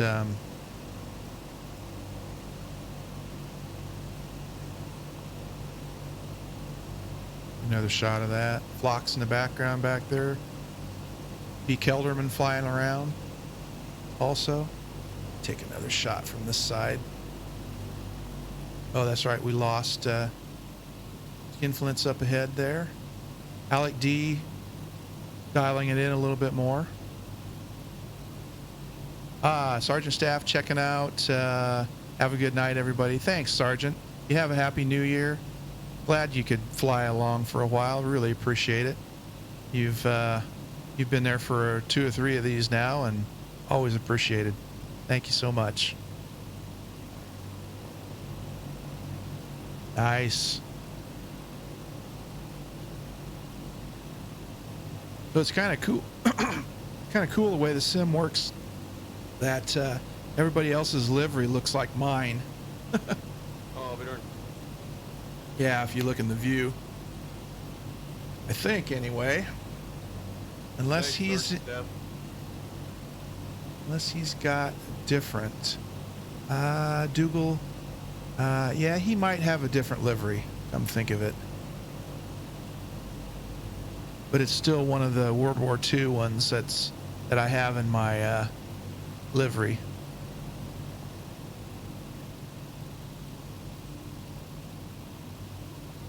So let's see where we're at. Altitude wise, where are we at here? Let's see. Let's find our plane. Not quite halfway, but I think we're at a point where we can come down in altitude. So let's go poke the bear a little bit here, so to speak. You have live weather on? I do not. Okay. I do not. I can't match your airspeed. What weather do you have? Clear skies? Just clear skies. Yeah. Okay. All right, Let me jump back out. Match your airspeed. Hang on a second. I was going to switch to live weather, so let's see what we look like. Not bad. Yeah, we're in the desert Southwest. It shouldn't be too bad for early January. 3, 2, 1, click.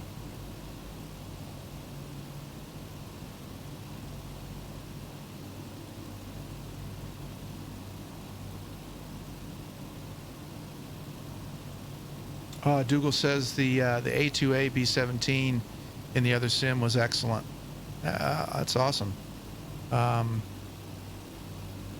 kind of knew about that A2A version. I'm really surprised that somebody hasn't picked up on it and ported it over. You know, even if it's not at the study level that this DC6 is, you know, if it would just be, it'd have to be better than the Connie. I was not impressed with the Connie and all the reviews for it.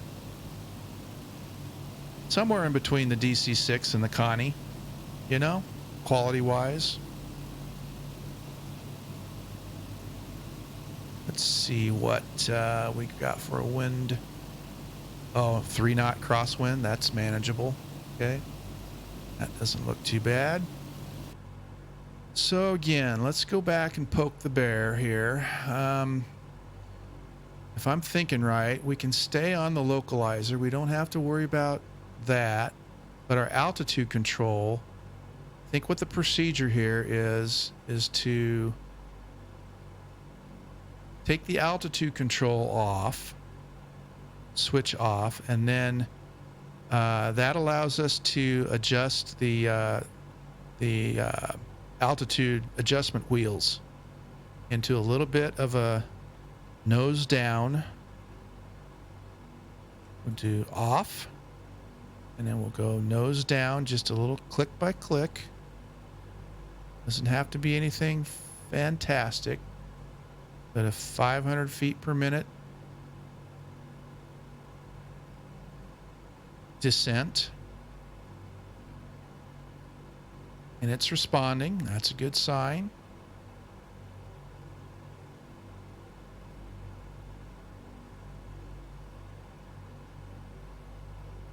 There's about 200 feet a minute.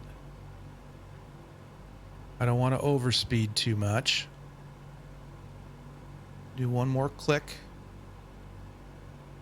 I think 500 feet a minute should be good. I don't think we need to get too out of control. Let's take a look outside again here. Okay. Keep our wings level. Our view, I'm looking up here in the corner here at my climb indicator. Let's go one more click.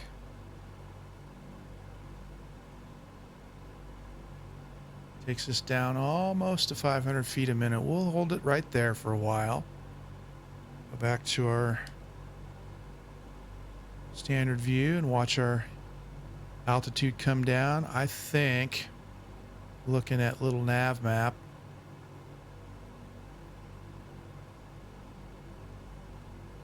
I think we could be 10,000 feet and still be safe. Yep, there we go.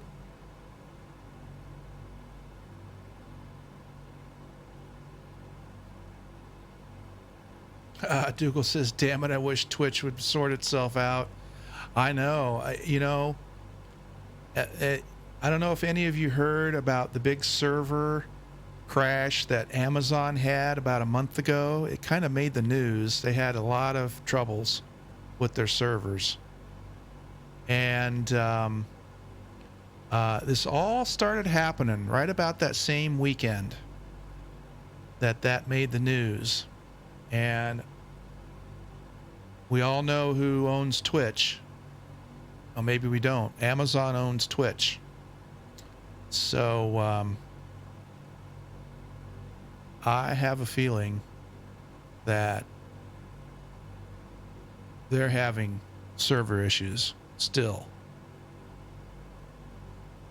That's just my uneducated, based on nothing more than hunch, conclusion. Dougal says he's actually in the United Airlines livery. Yes. And it's funny, I have that. I think I have that livery loaded. I'm just not sure if I have it loaded for the transport version. I might have it just loaded for the passenger version. So why I'm not seeing it. Alex. On your Oh, right side. Right. oh, awesome. Nice. Now you're showing up probably in the livery that you're flying. Are you just flying the PMDG livery? Yeah. Well, yeah. Yeah, you're showing up as that livery. Do I have a formation? Oh, look at this. This is awesome. You guys are the best. Look at that. Nice. Engine sounds sweet too,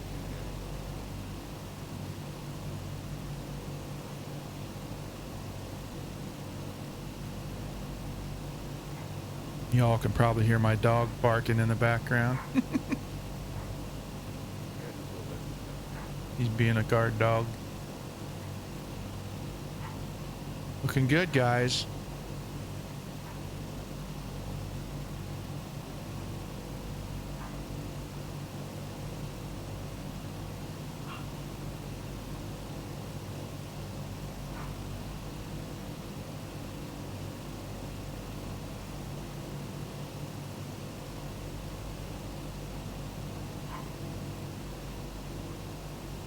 Alec D. I think, what was he saying? He's flying VORs. Gotcha.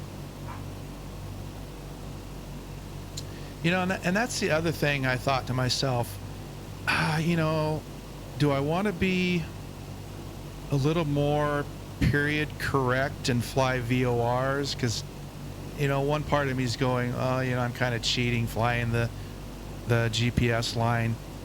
But this is 1943, and I don't even think they had VORs to fly off of in 43.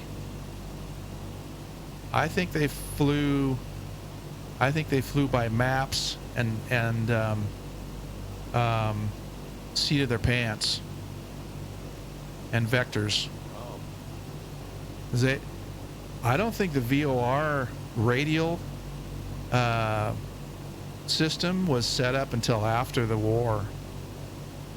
Somebody can correct me on that. I know in the late 30s they had the U.S. airmail navigation routes with the concrete arrows and those beacons. Yeah. That would illuminate. I don't think they had a radio solution back then. I don't think so either. I'm not sure. Yeah.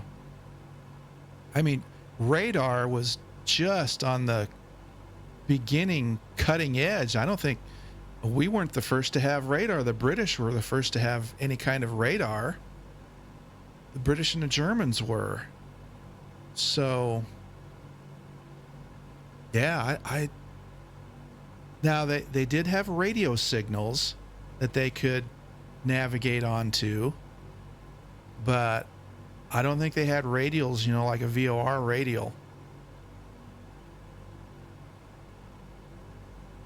And they had autopilot, but it was more like this gyro pilot. You know, it would hold an altitude or it would hold a heading, and that was it. You know, so you could fly hands off once you got dialed into your altitude and your heading. We'll look I know why. and see, I know. See how they navigated back then. Yeah. See, I'm going to jump out. Let's see. I'm going to go to audio. I have my audio for the sim turned up quite a ways, because when I go to my outside view, I can barely hear you, Phlox. Oh, But I have my mixer turned way up.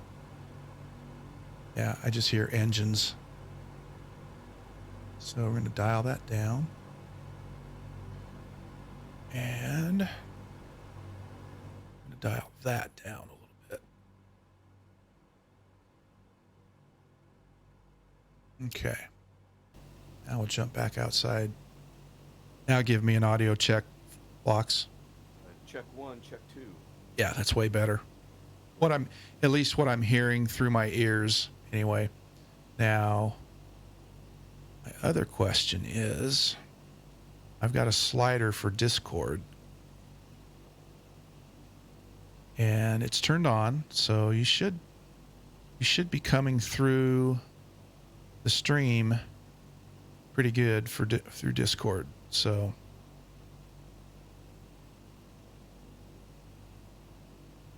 Roger that.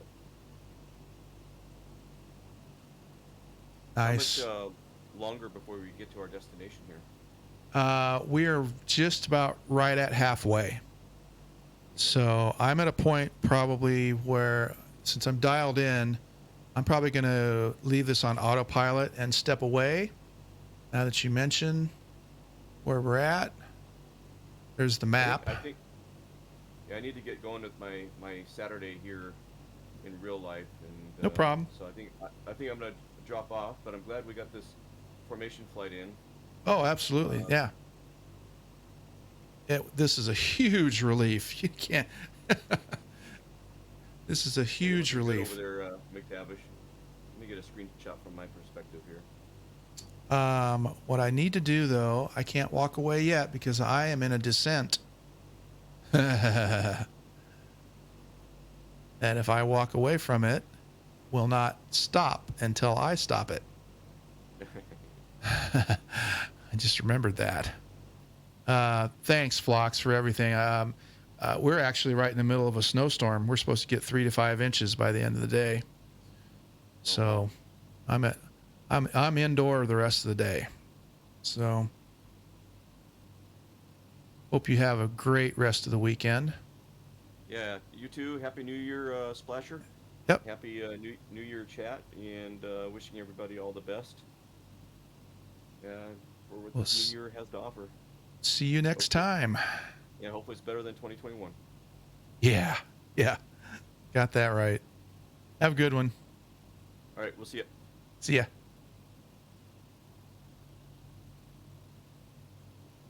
All right, so we need to get back into flying the plane a little bit here.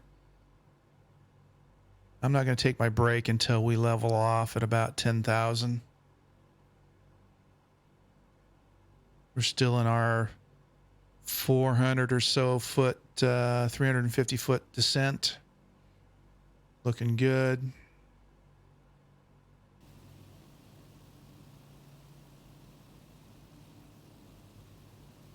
Twitch video stream is totally down.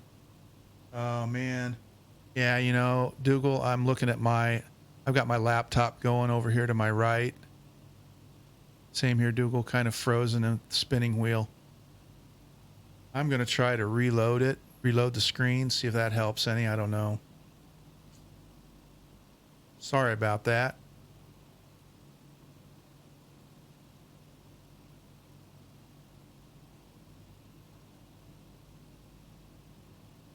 Oh, hang on, Dougal. I think I just saw you right. So which voice channel are you in? I am in, if you go to my Discord, I'm in the streaming channel.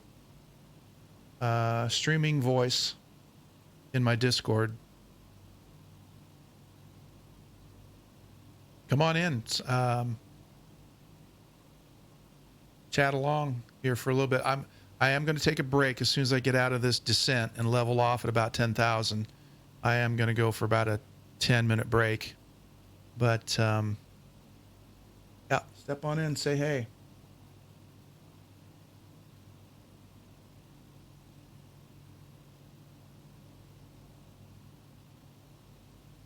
I just got to remember to keep flying the plane. Now, one thing I don't know, if I have you in my Discord with privileges for the chat, or if you are in my Discord, there's a link that keeps popping up every now and then. So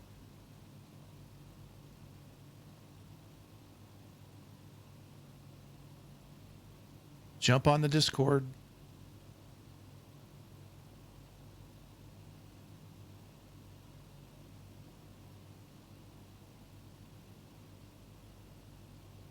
We are, let's see, where are we in relationship? We're just passing over to our left, Four Corners. The corner, looks like, I believe, Los Alamos, Albuquerque, or is that Four Corners? Maybe not.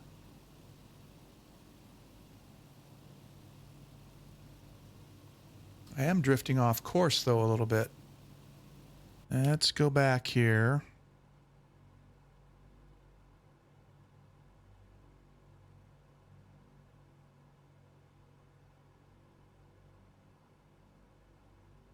I'm going to level off here. I'm a little bit worried about where...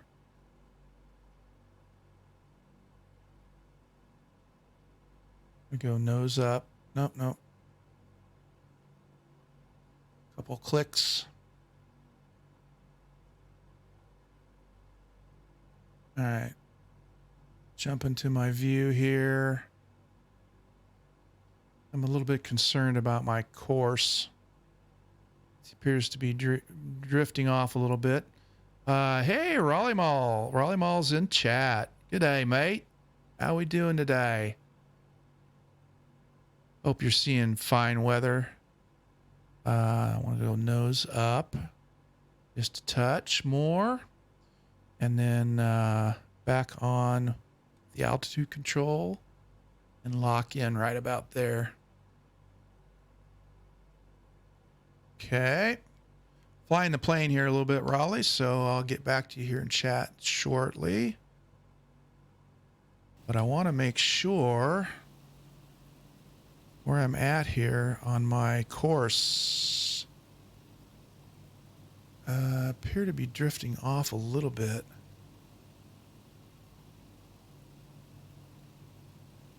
Not quite sure.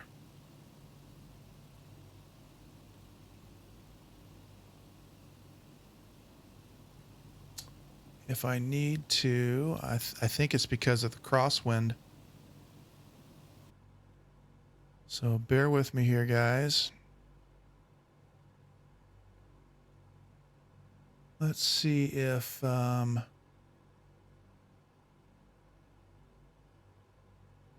it's telling me I need to go to the right.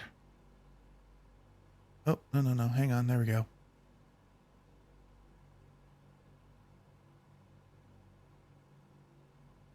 And I don't know enough about this.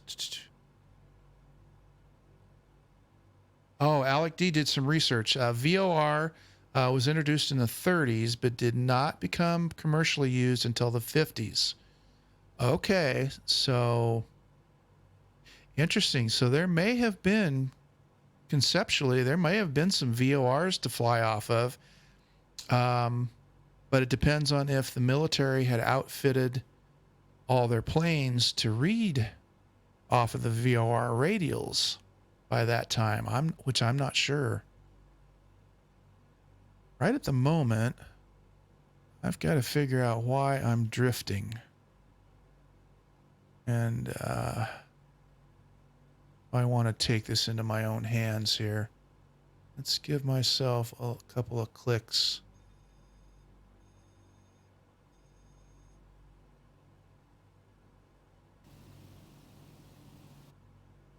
Oh, yeah, you see now, that's what this has done when I did this. Daggone it. I didn't want to do that. Let's reset this. Because now I'm autopilot off. Okay. Let's get this dialed back in here. Ugh. All right. Suddenly, see, I had to go fiddling with things.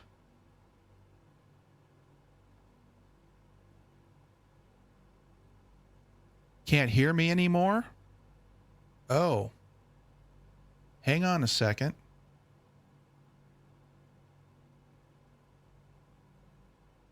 Owner boom mic. I should be. I'm kicking out. I've got to get back on GPS, though. That's my more immediate problem right at the moment.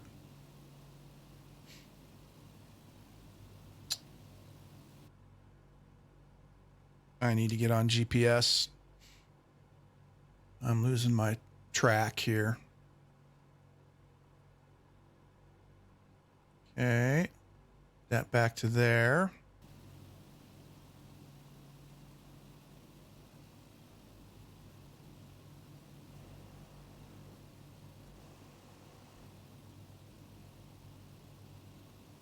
Sorry, Dougal.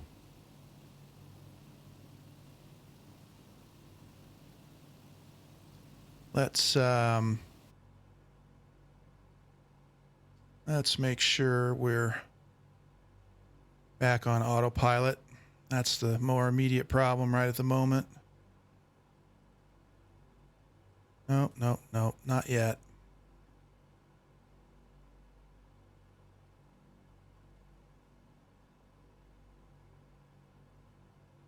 It's still on. Okay, we're still good there. We're just off course a little bit.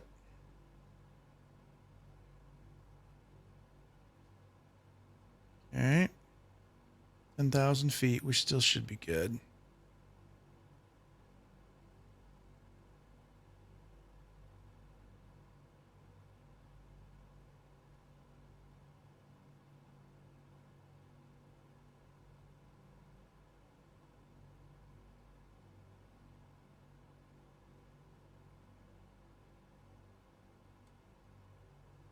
Okay. And there.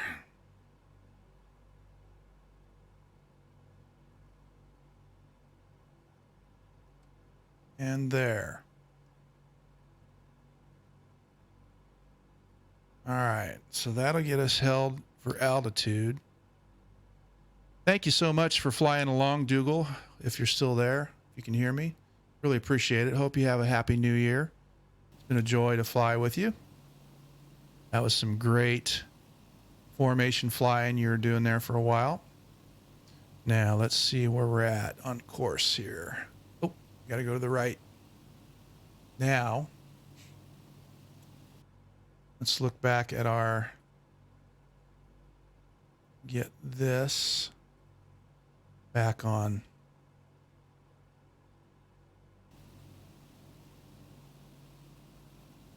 Okay.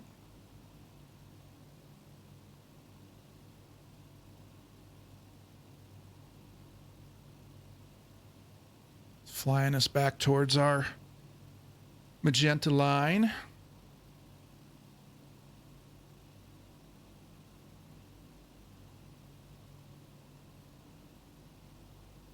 Shouldn't have been messing with the old...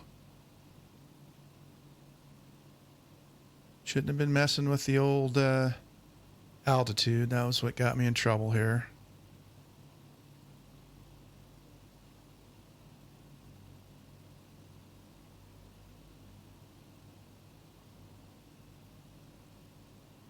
This should get us back over. We're just approaching Albuquerque, New Mexico, by the way. Soon to pass over.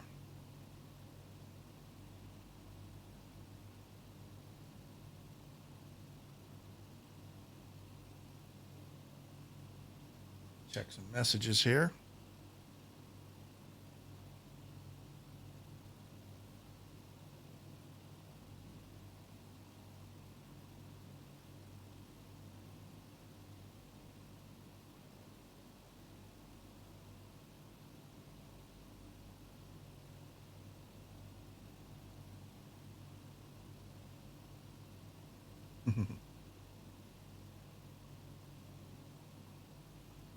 Make sure we're getting back on course.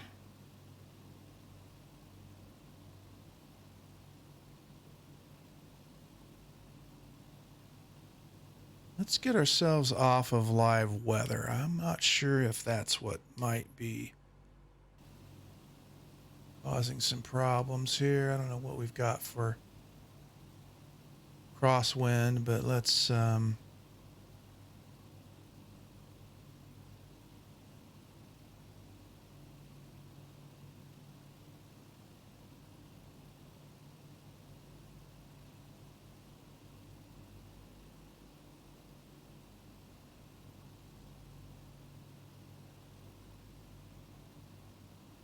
seems like it just doesn't want to quite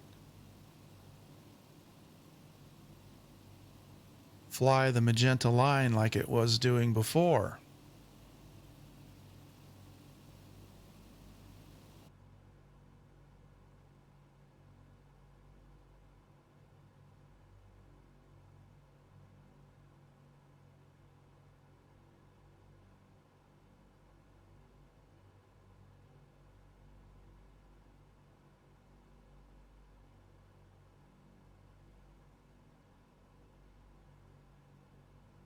We're still level flight.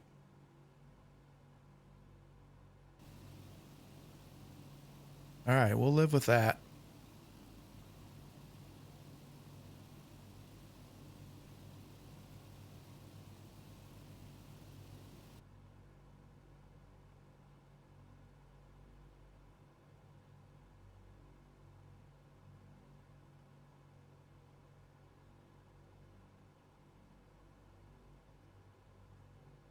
We're still on a major league stutter through Twitch.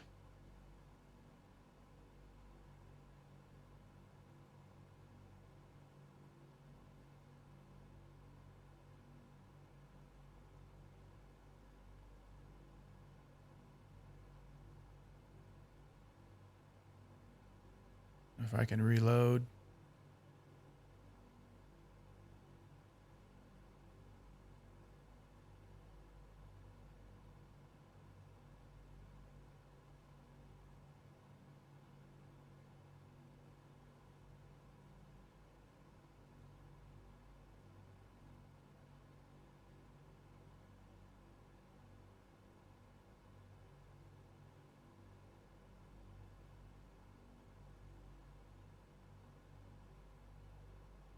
No, just having a real problem with stability here, guys. I'm sorry for all this delay. Not sure what's going on.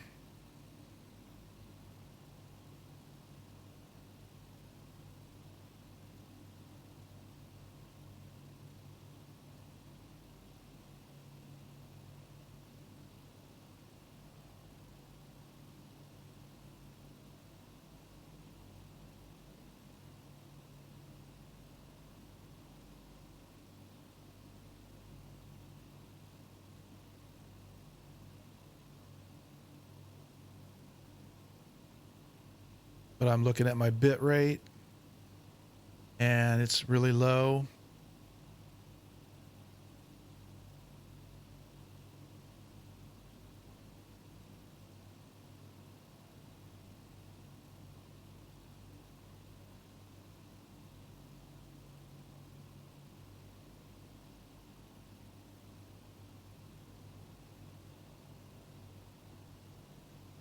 It also looks like I've lost all of my flying compadres here.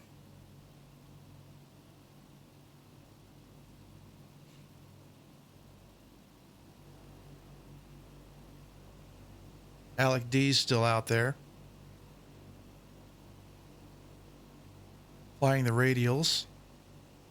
There's downtown Albuquerque.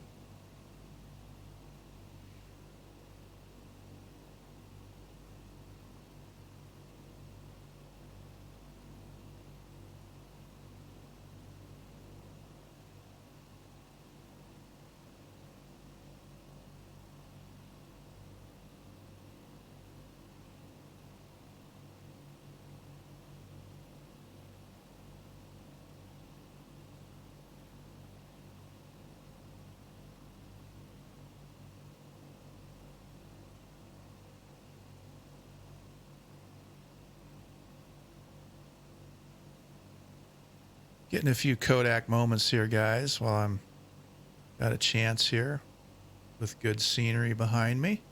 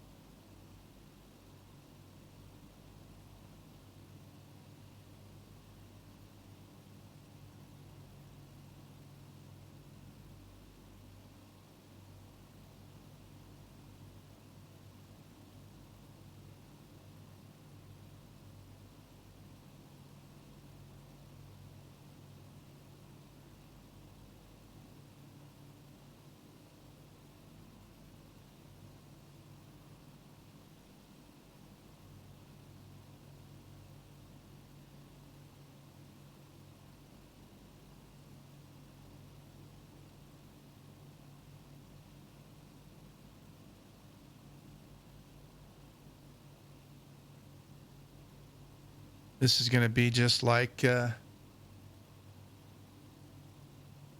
that stream from a couple weeks ago. I'm going to land. There's going to be like a 20-minute Twitch delay. So, okay, let's give this a test then for what our delay is.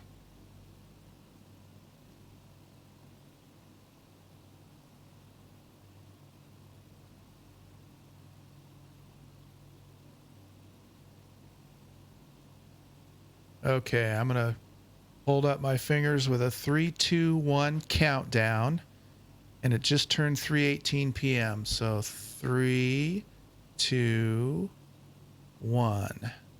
And now we'll go to the Twitch feed and see how long it takes for that to show up. Or if it does at all.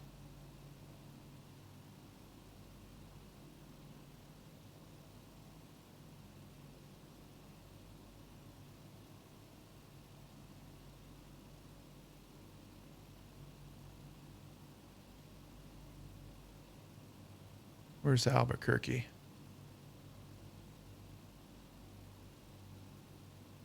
Oh yeah, I think I'm on a huge delay.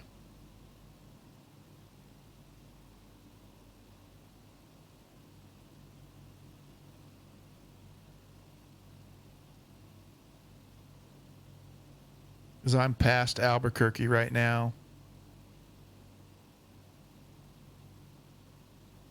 And the stream, the Twitch view that I'm looking at shows me just approaching Albuquerque.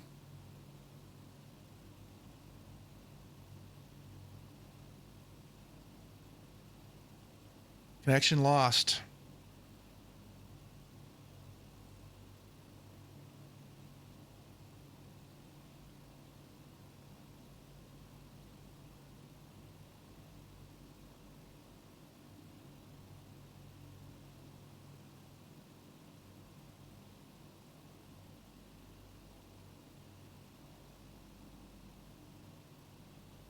There, I was just turning off live weather. Oh, yeah.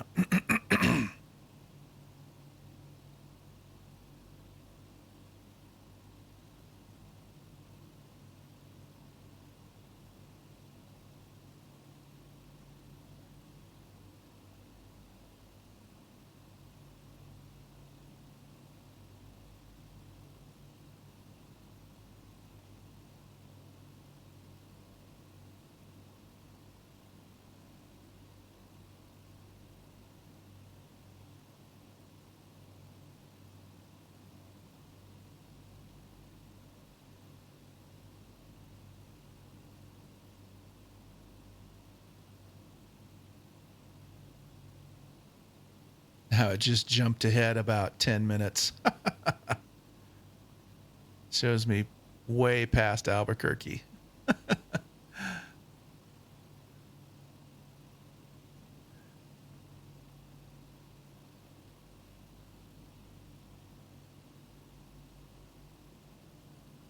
Something is just not right. There we go. 3:21. So that's a 3-minute delay that you're seeing. You're seeing that my 3, 2, 1 countdown at 3:21 on Twitch, real time. And now it's gone back to unstable. Well, with that, guys, I'm going to take a bit of a 10-minute break here. I'm altitude stable. I don't know if I'm on course, though. I'm fairly well on course. So I'm going to jump up here and get that on tracking again. And I'm going to take a little bio break. I'm going to dial up the music a little bit for you guys. And turn on the puppy cam.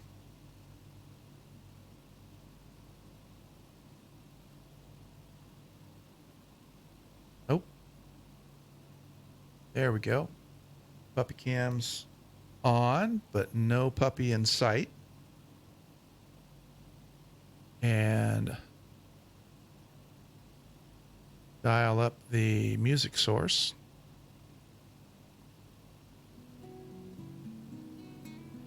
There we go. So you guys can listen to something. There we go.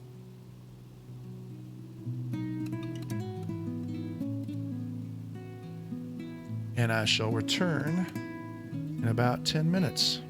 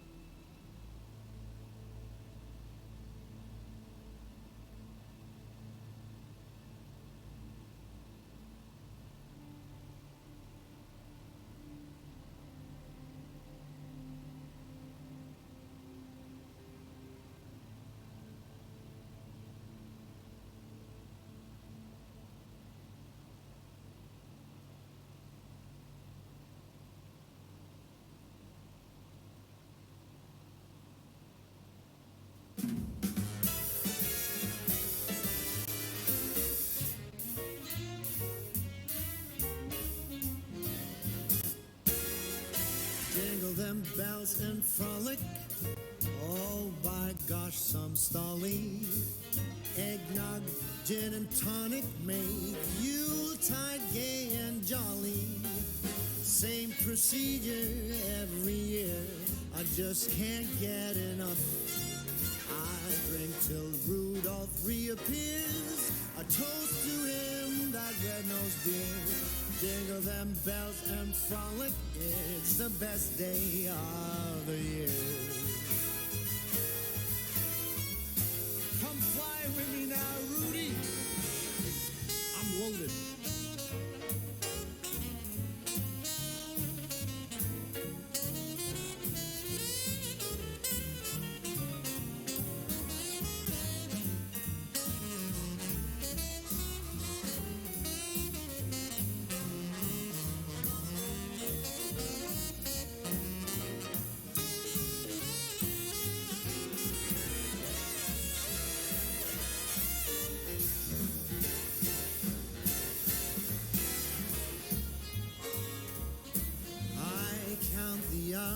And minutes till the last week of December.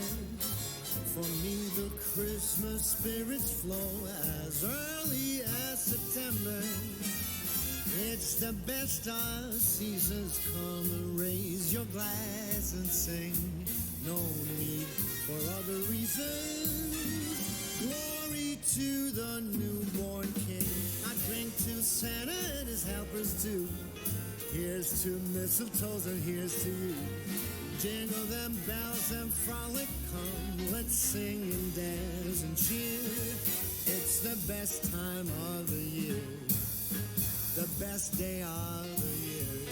Yes, it is the best day of the year.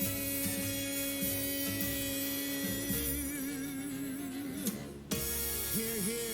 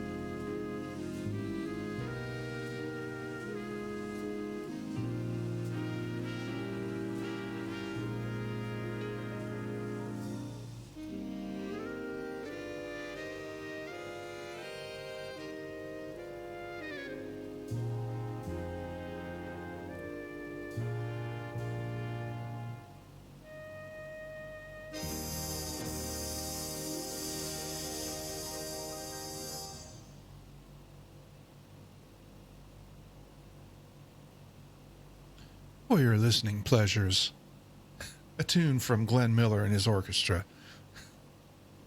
As we return to Twitch Flight Sim. Oh, turned off the wrong camera. Turn on that camera. There we go. Now we're back. Thank you for enduring that. I got a chance to a little bio break, get some fresh water. get a few things in my tummy. Couple snacks. Pet the puppies. I got a dog right underneath me here. Yeah. All right, let's get back to the flight here. It's still grinding away.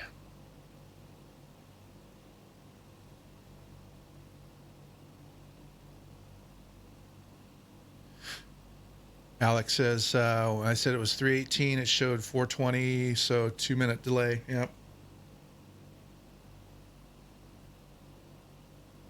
Well, I'll take a 2-minute delay. That's not too bad.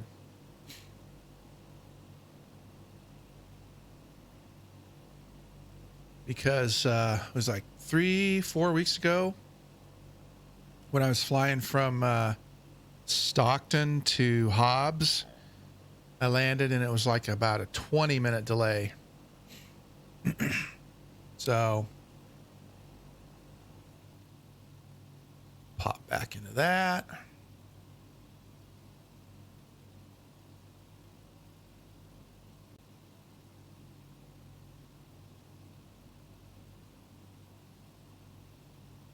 Coming up on Roswell, New Mexico in the next 10 minutes or so on our left. We're in the southeast corner of New Mexico, kind of western Texas. We're going to enter western Texas after we get to, well, we still got a ways to go before we get to Texas.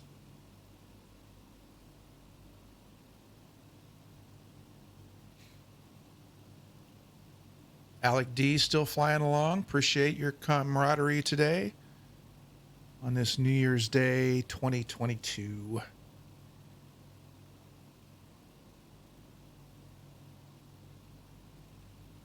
You forgive me my crunching of my...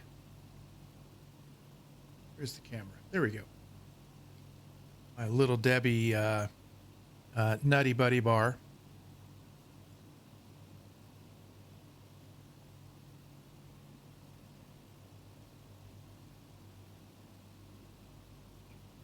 Try to keep it out of the range of the microphone.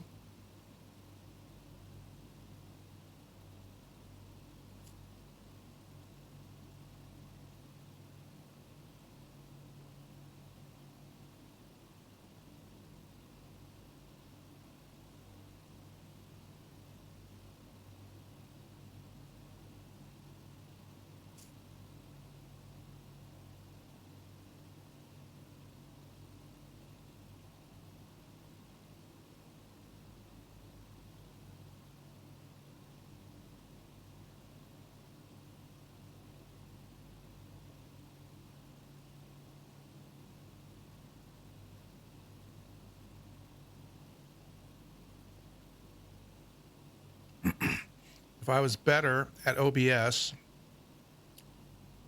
I would have a screen to open up for a separate YouTube connection or a link.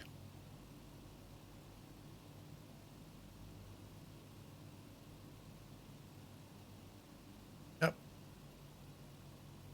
Or a link for you guys to see information that I post.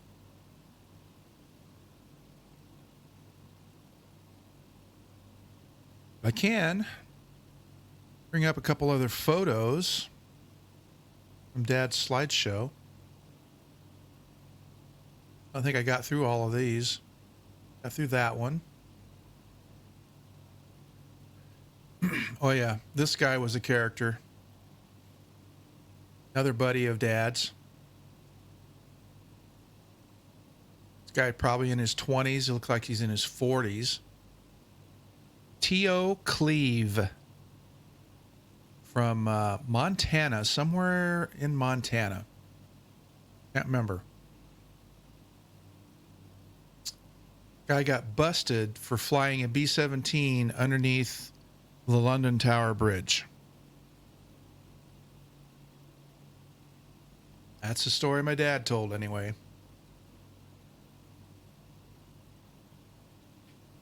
Don't remember what bomb group he went to or what happened to him after flying underneath the London Bridge.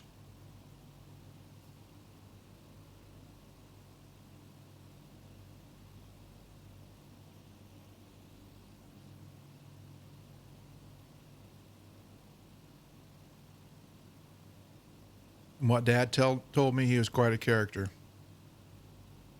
Dad went to visit him in his later years, back in the 80s or 90s. Yep, there's my Nutty Buddy bar. 2 minutes late.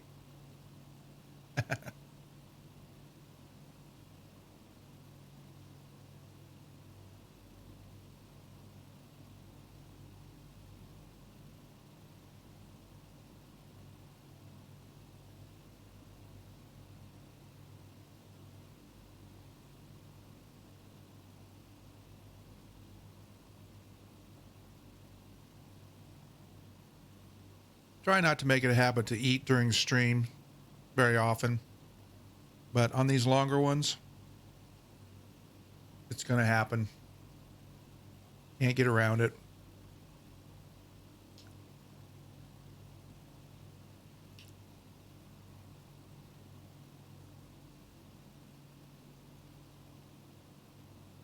Anyway, that's T.O. Cleve. Here's Dad's crew. And this is a photo taken at Pyote, Texas. Crew photo. This was before this gentleman here washed out.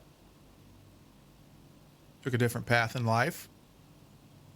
And the other replacement guy was what you saw in the photo earlier. But Navigator, Milton from Louisiana.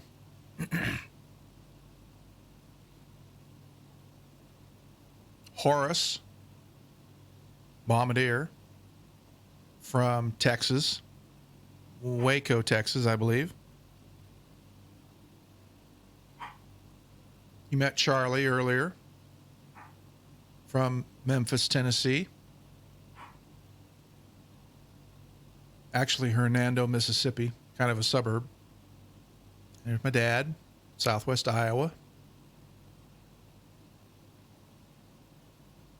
Ball turret gunner. Bob from Santa Barbara, California. Looks like a California surfer dude, doesn't he?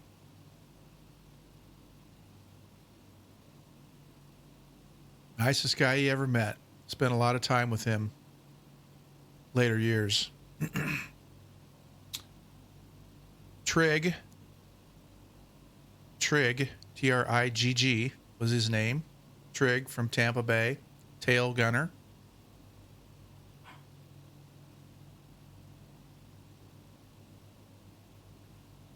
Radio operator. What was his name? Joe Martinkovich from Pittsburgh, Pennsylvania.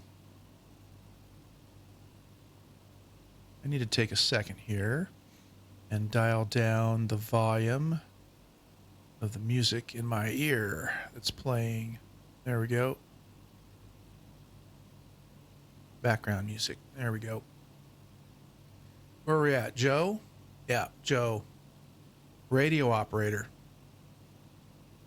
Radio operator / gunner. Communications.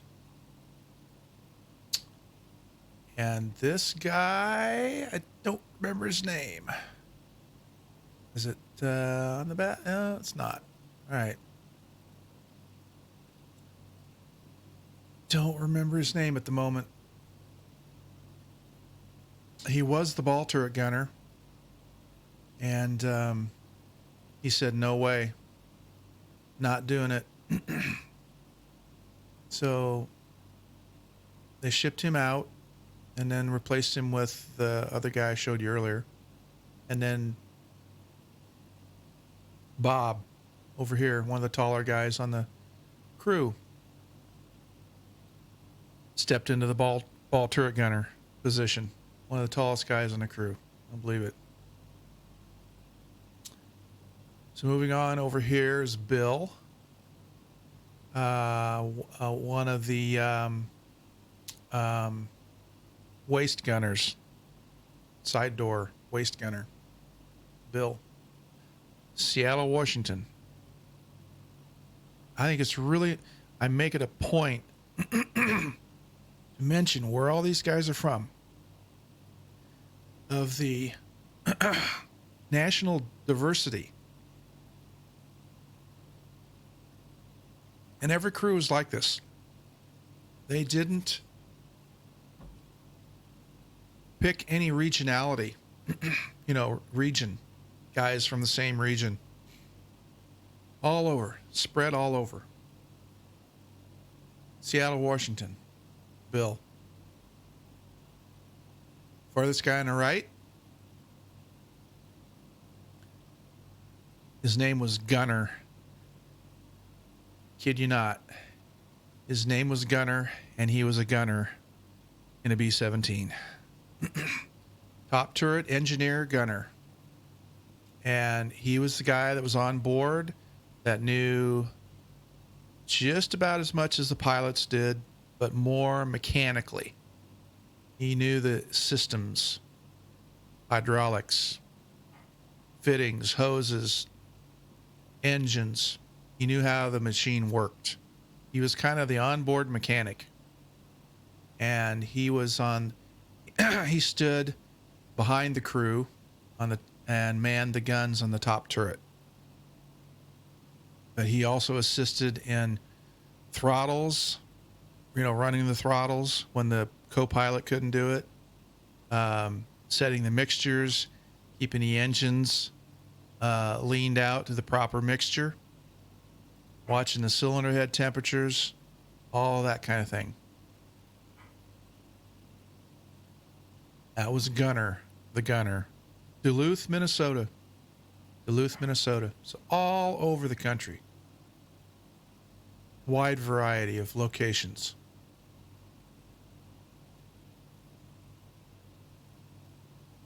Come back to this. We'll check our operations here. Still got a ways to go.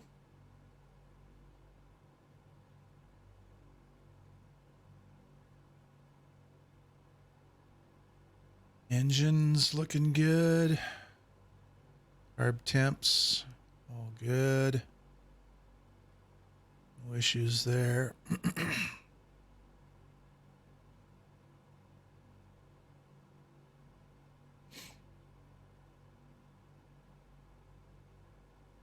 Fuel management.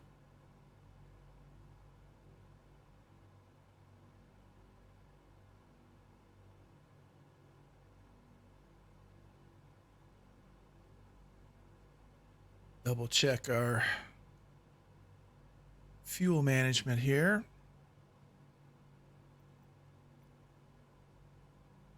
60%. Okay, we're good. I checked it last and we're 80%. So we should be all right.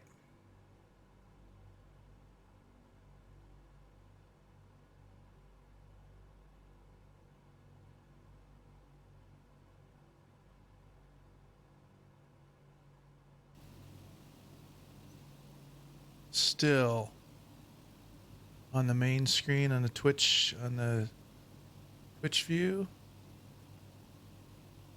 All right. Well, bad. Couple minutes delay. Shut that down.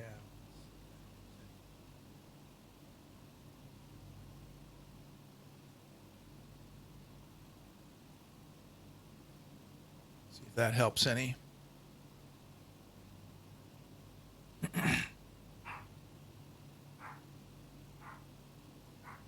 There's my guard dog.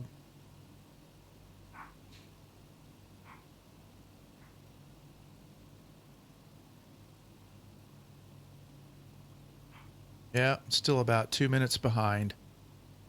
All right. About Alec D. You still flying with me, Alec?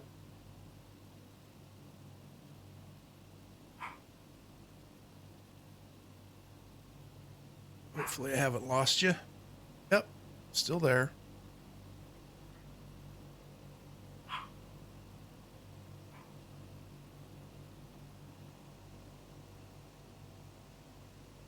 Uh, I tell you, I'm just thrilled that I've got my gyropilot back. Now, let's look at descending here, because we're getting to the point where we need to start thinking about that. Let's see. Pecos Municipal is about 2,600 feet. So if we came down to 5,000, we'd be okay. We came down to 5,000 with the barking dog, with or without the barking dog. Let's see.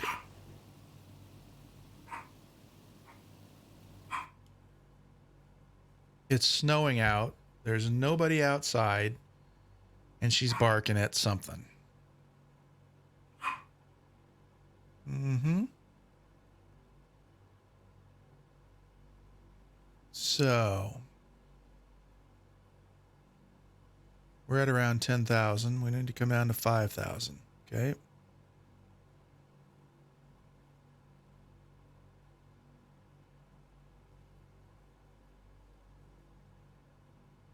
So that means we release our altitude control. We use our wheel to go nose down a little bit.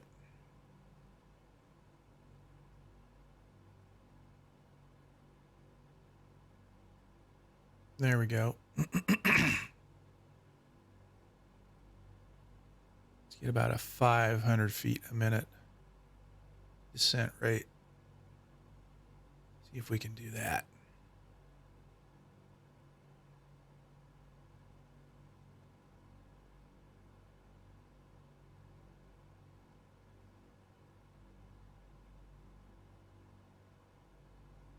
All right. Let's keep it at about 500 feet a minute.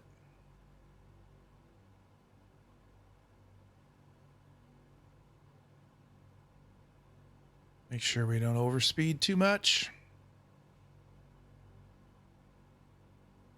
We should be fine. We're still in the green range.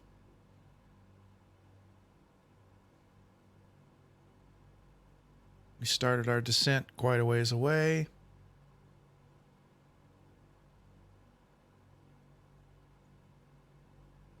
Oh, we got puppy movement. Let's bring the puppies back in.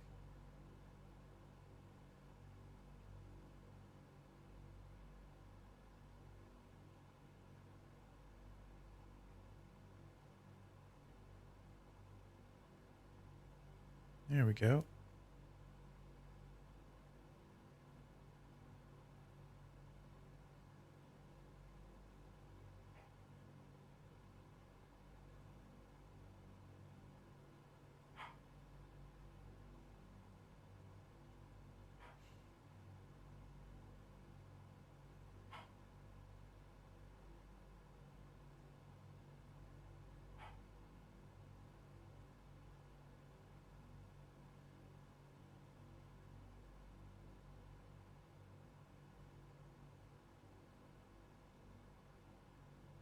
So 500 feet a minute, 5,000 feet should take, what, 2.5 minutes?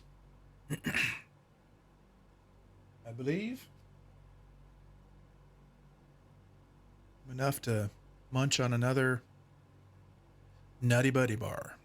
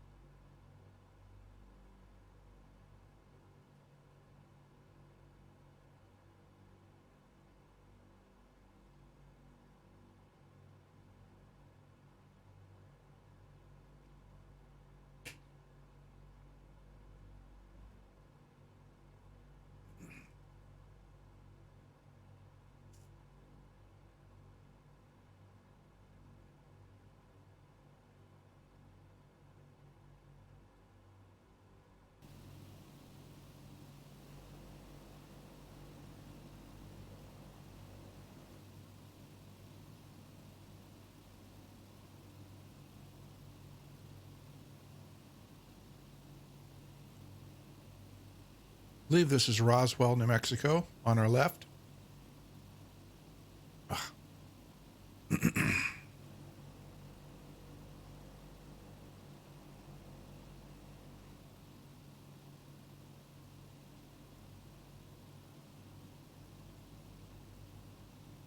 No, we passed Roswell. This is Artesia. Coming up on Carlsbad.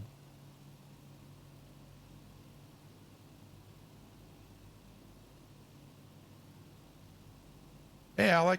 Yep, you're still here. And there's still about a 2-minute delay.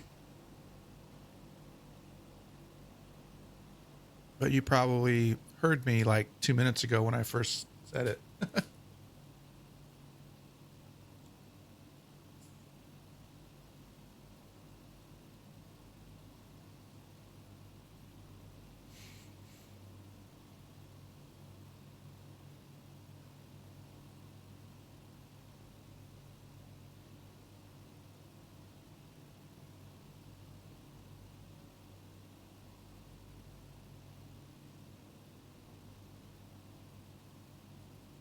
About the only way to communicate without the delay is through chat.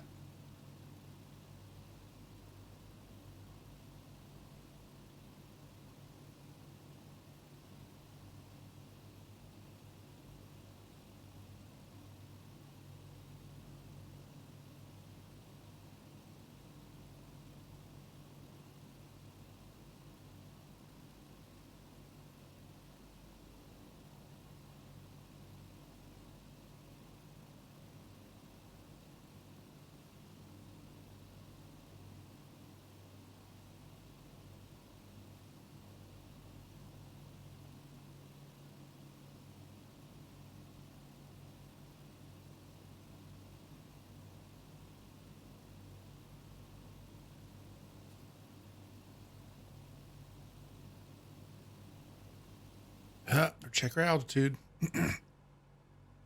8,000. Okay. Still descending.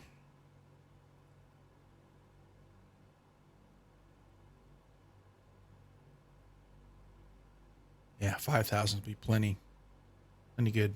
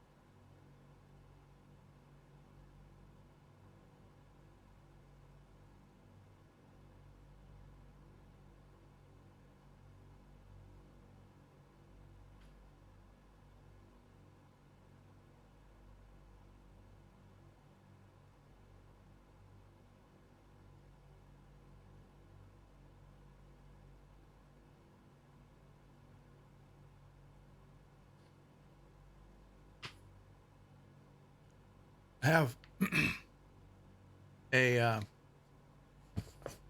document of notes that we took from a kind of an interview with my dad. years ago, writing down some of what he remembered. But unfortunately, this is a time period in which they're not anything at all, which is kind of understandable. If, you know, they're in training, it's probably have a lot of other things on their mind besides making notes of what's going on.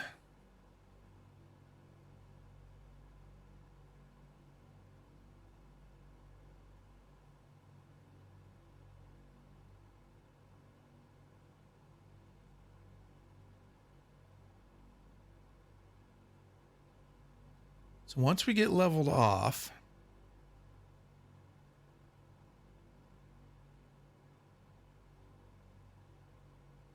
oh, still does that. What does that do that? There we go. 5,000 feet.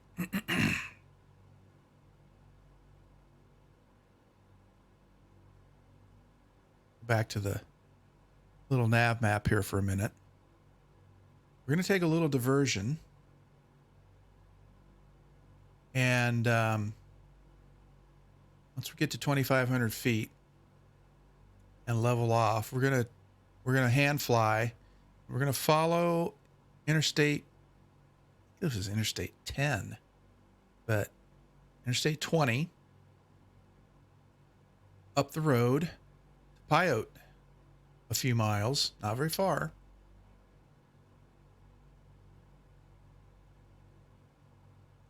And hand fly around Pyote, Texas, and see what's left of the air base.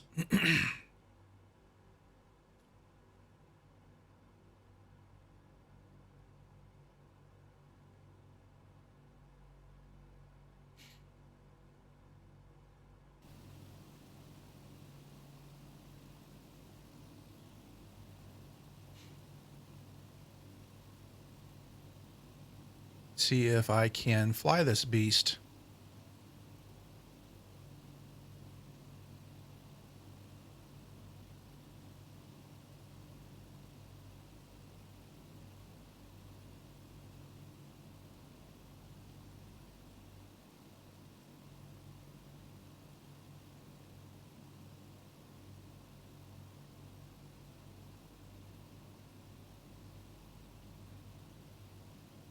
You know, it's interesting. I'm looking at my screen on the flight sim ahead of me. I'm getting this stutter about every 1,000, about every second and a half. I'm getting this stutter.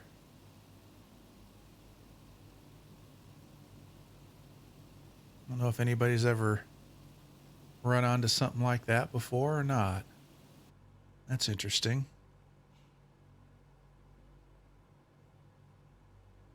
Zeroing in on 5,000 feet here. This is where I got to start. Come on. There we go.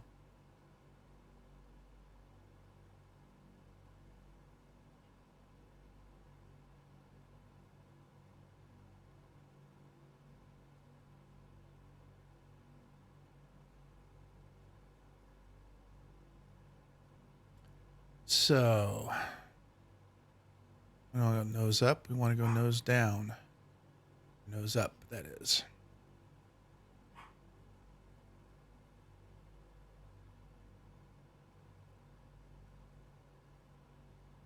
I only want to go about 1 or 2 clicks at a time on this thing.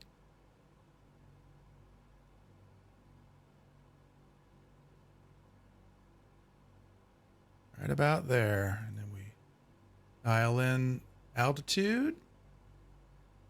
And we're at about 5,300 feet. Okay.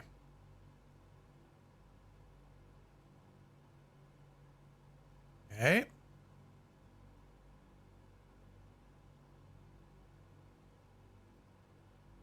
No, I want to do that. There we go. So, checking our map here.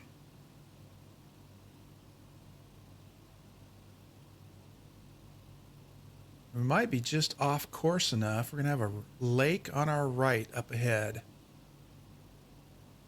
There's the lake. Okay.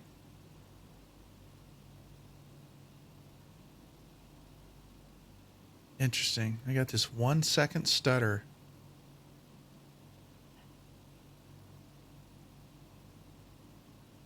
Yeah, wonder what's going on with that.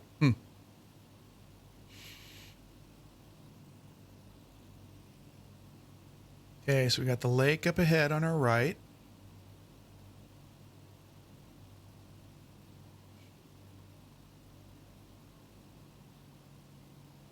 And Alec, you should have a VOR for Pecos, just north of Pecos.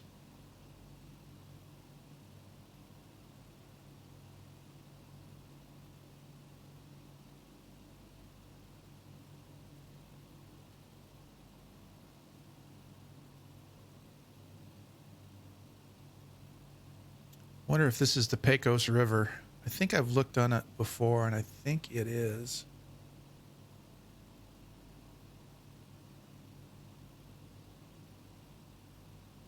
The thing is, it's not showing up on the map. Pecos Highway.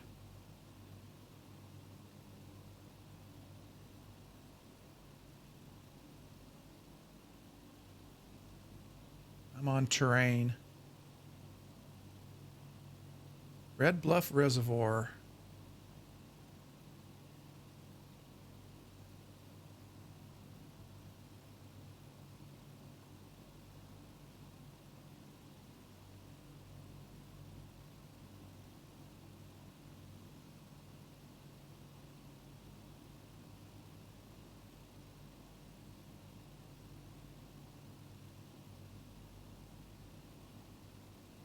Sure looks like it should be a lot closer, according to the map. Long ways away, the way it looks in the sim. Wonder.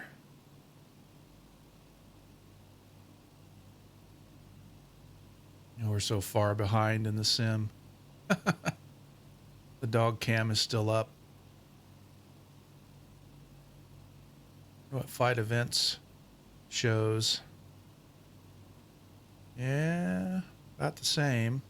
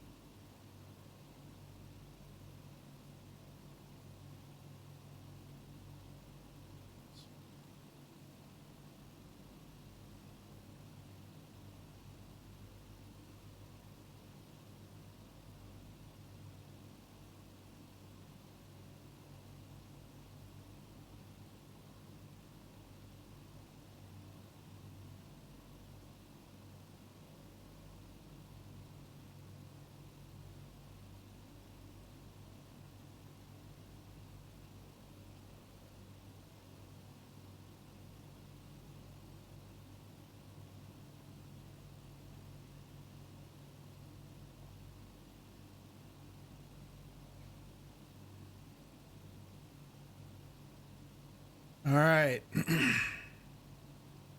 an eye out here. Is this going to slip by me? All right, the reservoir should be on my left right now.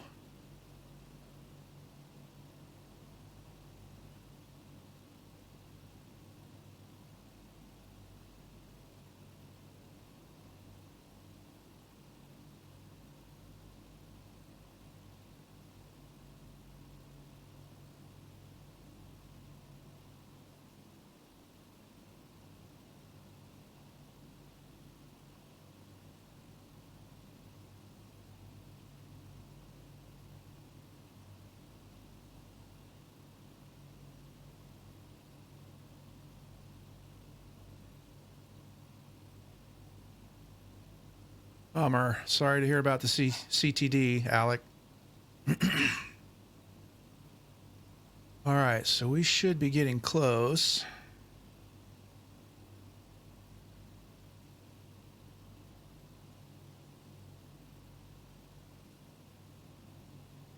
To seeing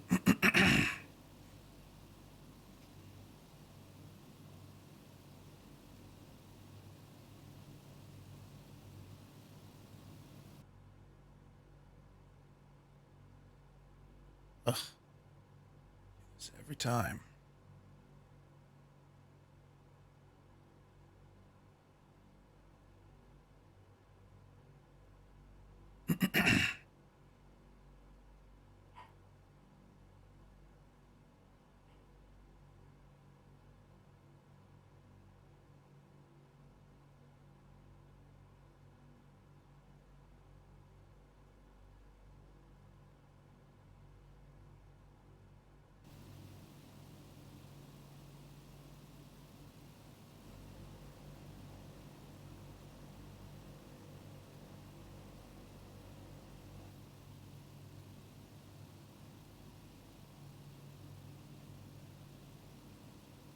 Looking for the interstate.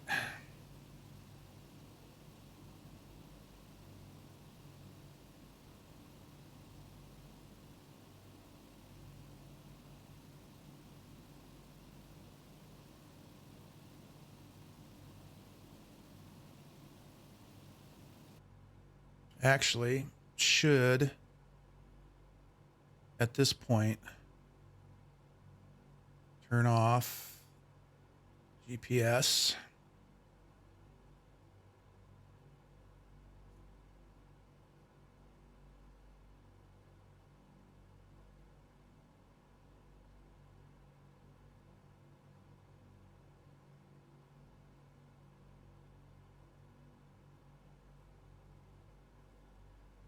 Be ready to hand fly real soon. By the amount we're off course, we're not going to have to make much of a left to get to Pyote.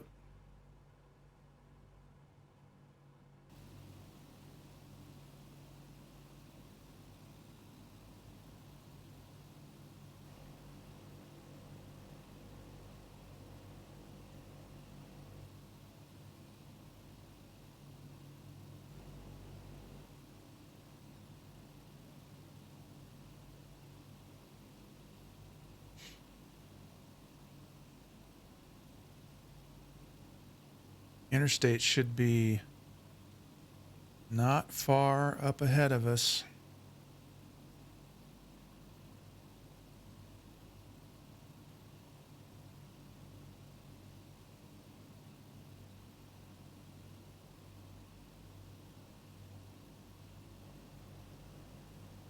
Ugh. Incredible stutter.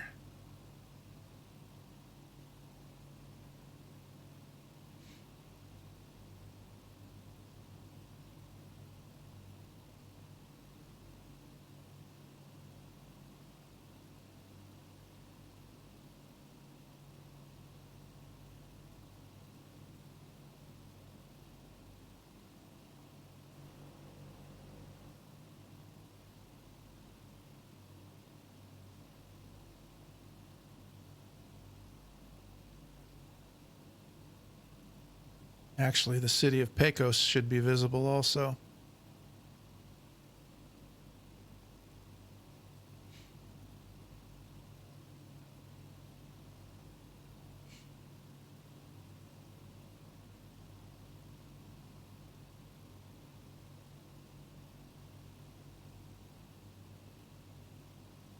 So that's interesting. I looked down at my Bravo, and my autopilot button is lit up. Interesting. Wonder if that means that if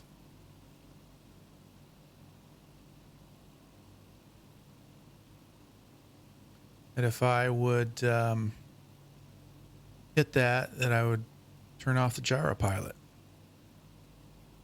Might just try that.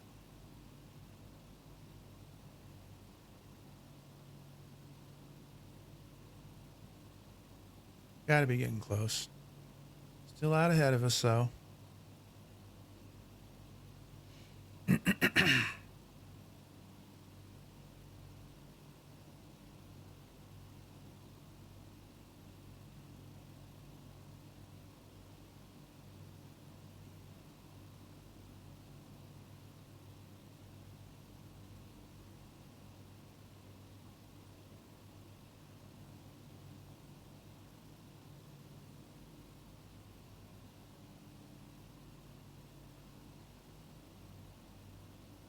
Body of water off to our right. I wonder what that is.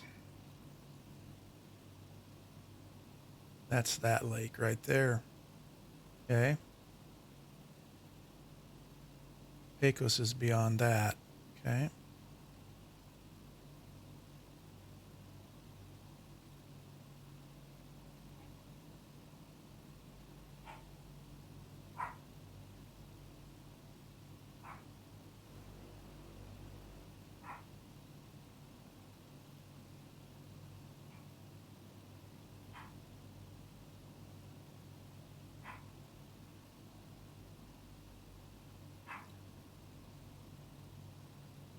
Now, just to, let you know ahead of time, guys, once we fly over the old air base, there's not much to see. I believe all of the buildings are gone now. I remember right. Body of water up ahead to our left also. Okay. Interstate should be just beyond that body of water. Okay, that's that body of water. So the interstate should be up in this area here. And looks like probably a turn to about 60 degrees is going to get us parallel to the interstate. Okay, so body of water.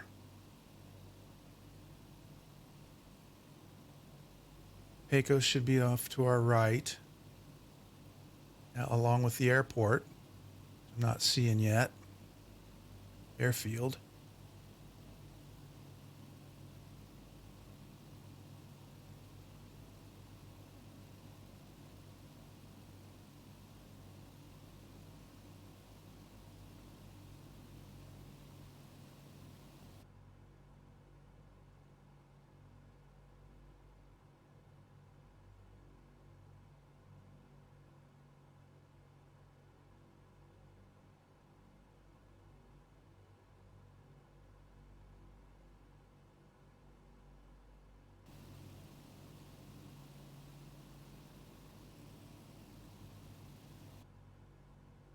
Okay, so we're going to try and defeat the autopilot with the Bravo. Yep.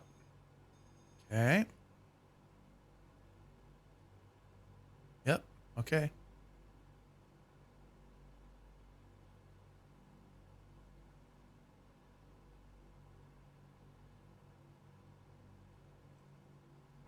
Okay. All right.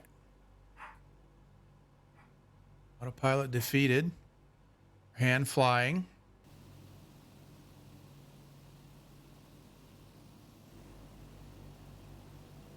Pecos off to our right somewhere there. He's got to find the interstate next.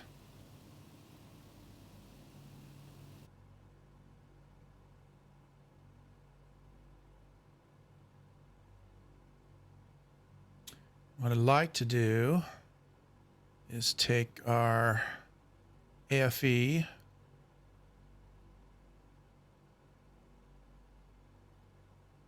and turn him off for now. 26 inches, please. City Yep. 26 inches. Okay. We can start slowing down. Descent checklist, please.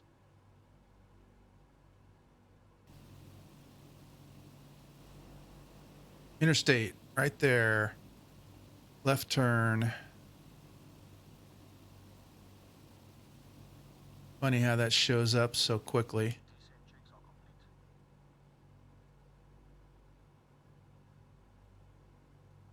There we go.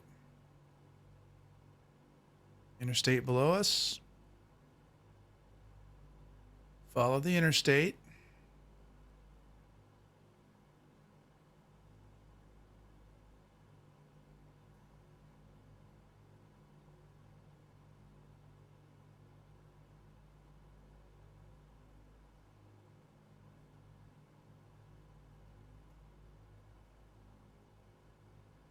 Just a few miles up the road,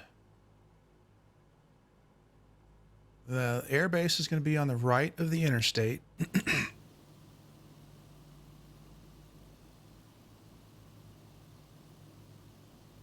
Yep.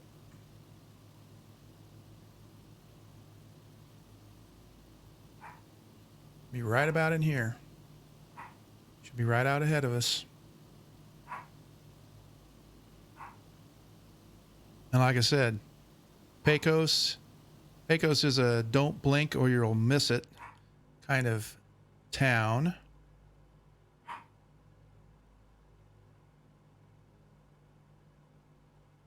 I'm gonna nose up so we slow down a little bit because we don't need all this speed.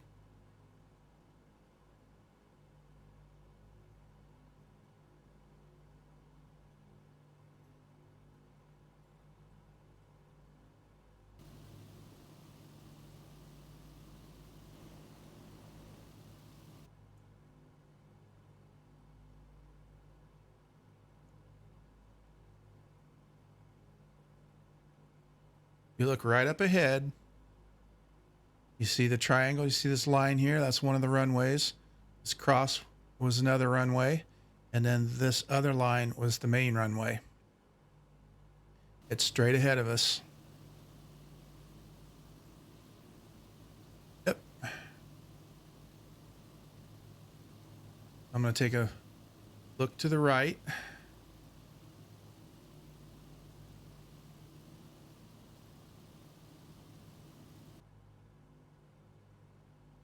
Yeah, 5,000, we're okay.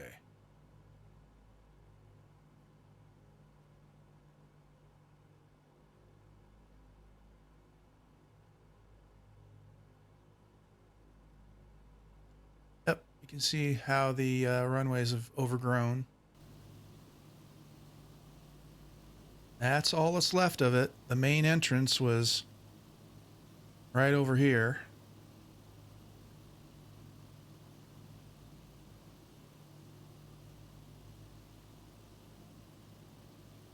This is what they call the Rattlesnake Air Base.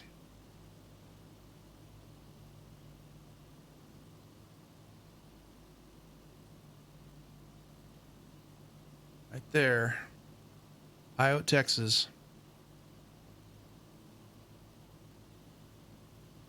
The main ramp was right here, and there was like half a dozen huge hangars laying right out in here, built right out in there, and then the residential and quarters, main quarters and stuff was out in here.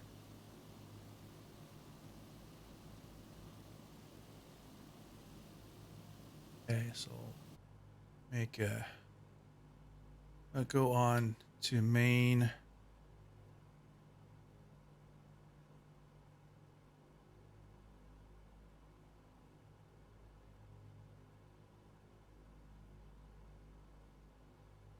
Get a view out there. There's Pyote. There's the main ramp right there.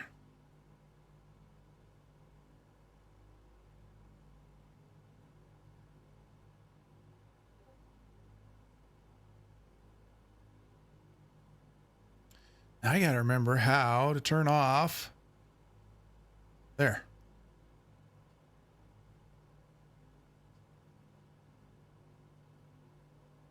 There we go. That's what. There we go. I'll back up to 25 inches. Thank you.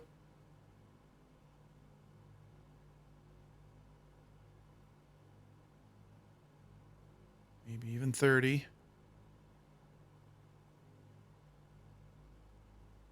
There's Pyote, the grand city of West Texas. A little more of a bank.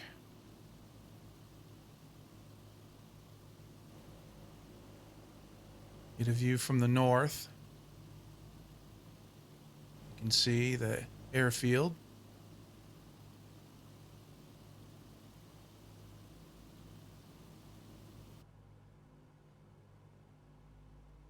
We're going to kind of try to trim out here.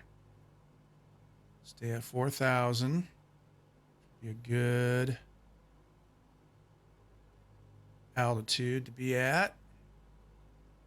Keep the interstate on our left. And head back down to Pecos. We're landing. No, not that.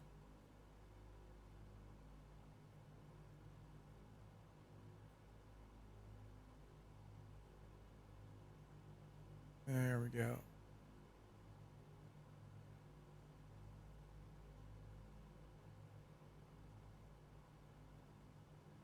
Lead off our speed.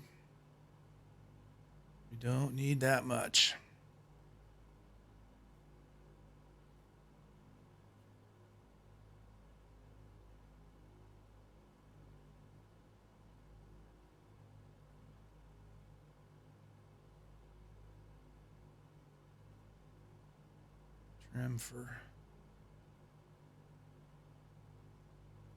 Trim a little bit, nose up. There we go.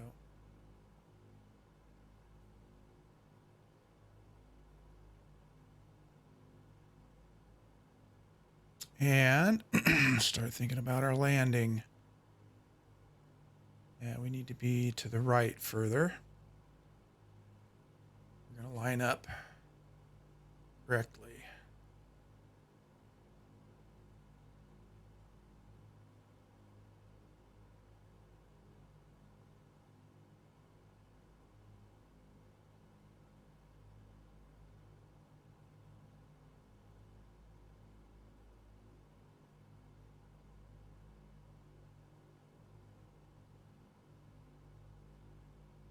Due west. We'll go with that.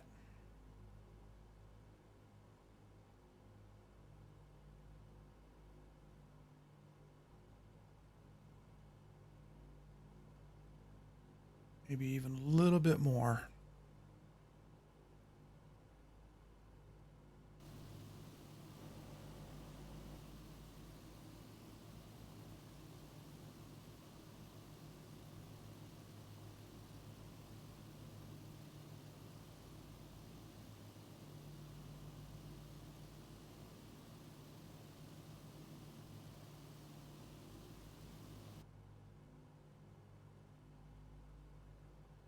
Nose up. We still want to be around 4,000.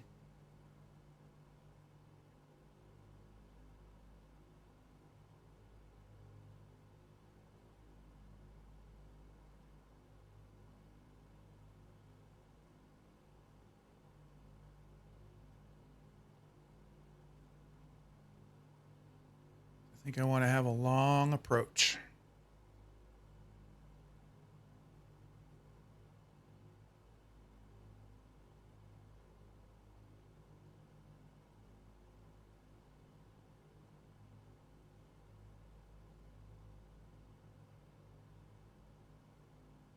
A little bit more.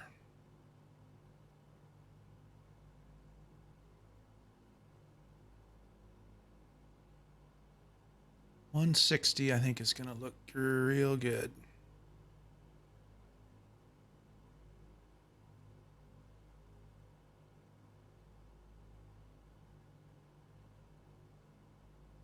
I think due west is going to be just fine. And the runway is 19, 14. Okay. So I'm going to return to 140. Okay.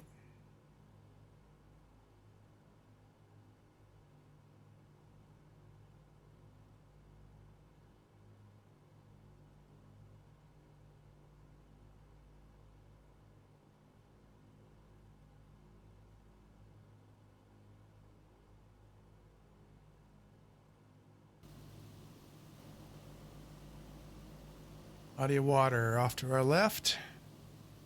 Okay. That's this. Okay.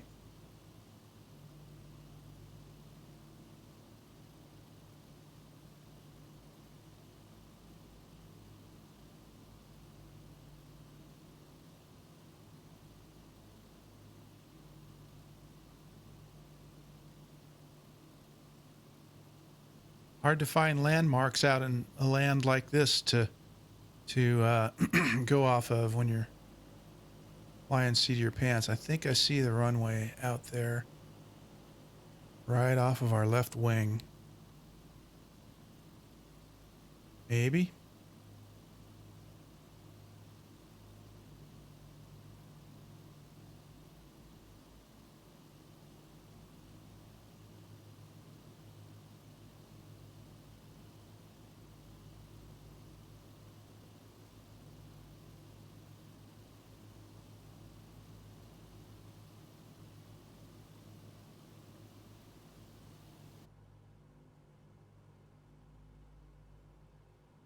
Let's go for gear down.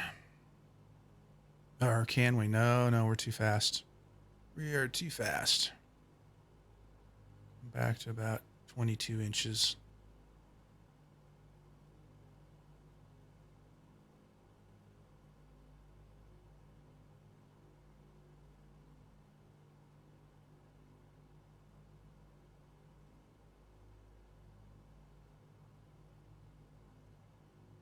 $5,000, that's all right.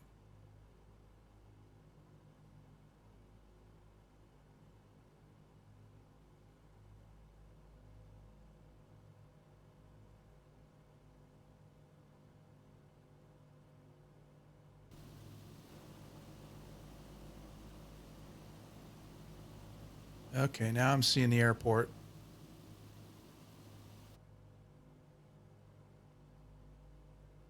I gotta bleed off some speed.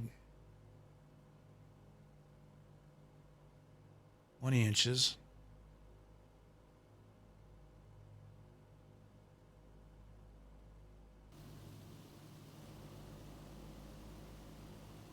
Alec D looks like he's going in on final. All right, gear down.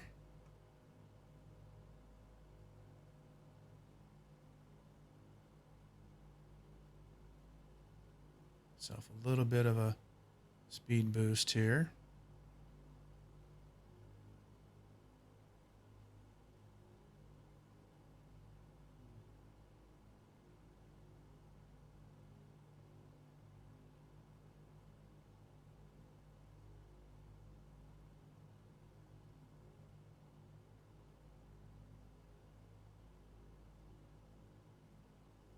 Yep, need to make my turn.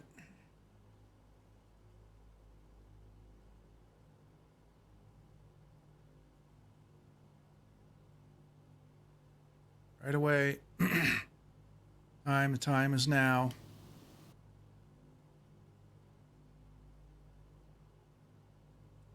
Flaps 1.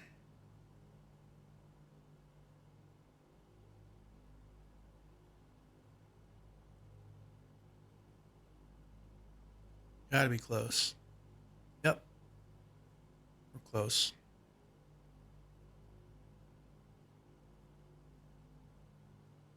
Overshot a little bit. It's okay. Back to 20 inches.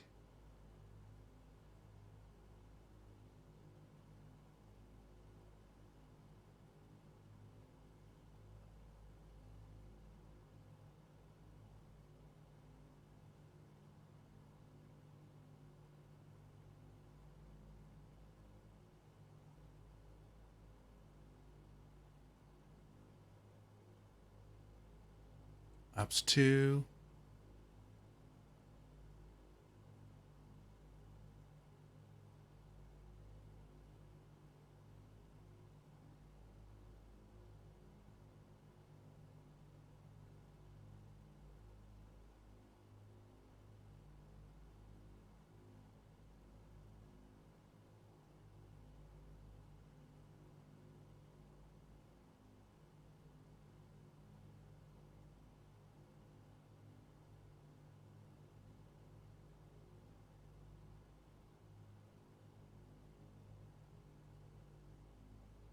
Hopefully we're lined up.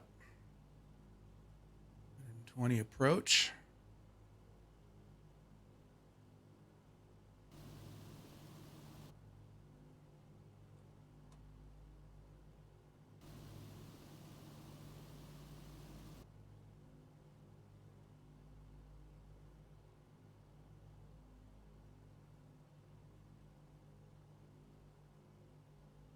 I got any flaps?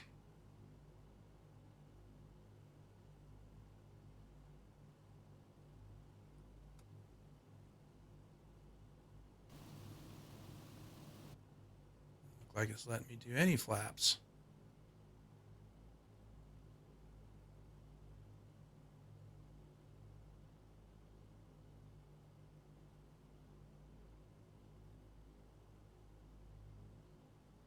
It's just bobbing and weaving. I don't.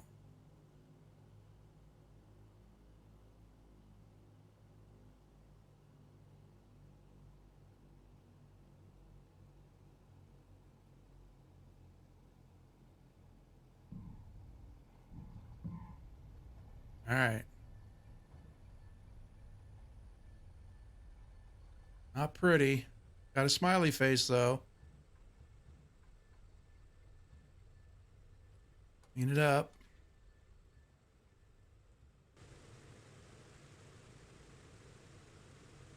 I didn't see any flaps whatsoever. All right, we're just going to take off into the dirt.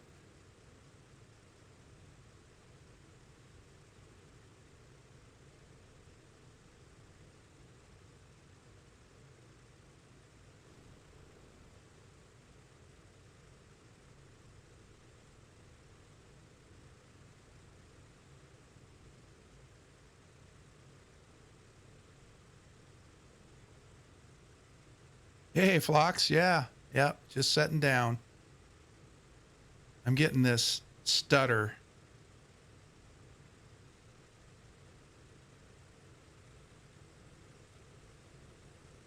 Come on.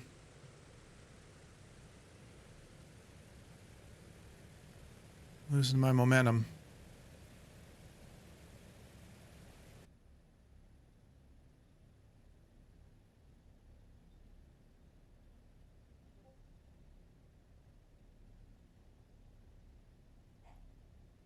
I try to head back up to the ramp and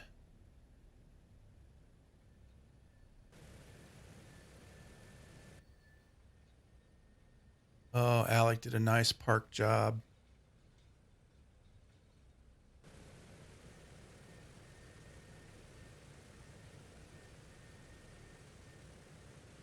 See how well I can do.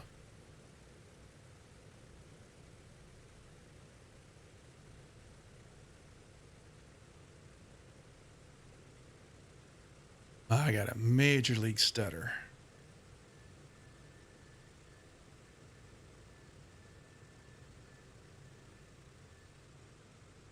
Not bad.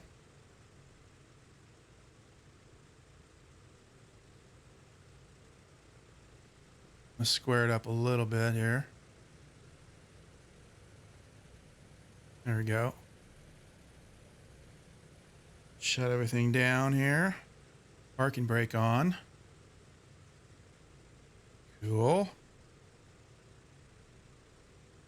I think the only way I shut down this thing is with,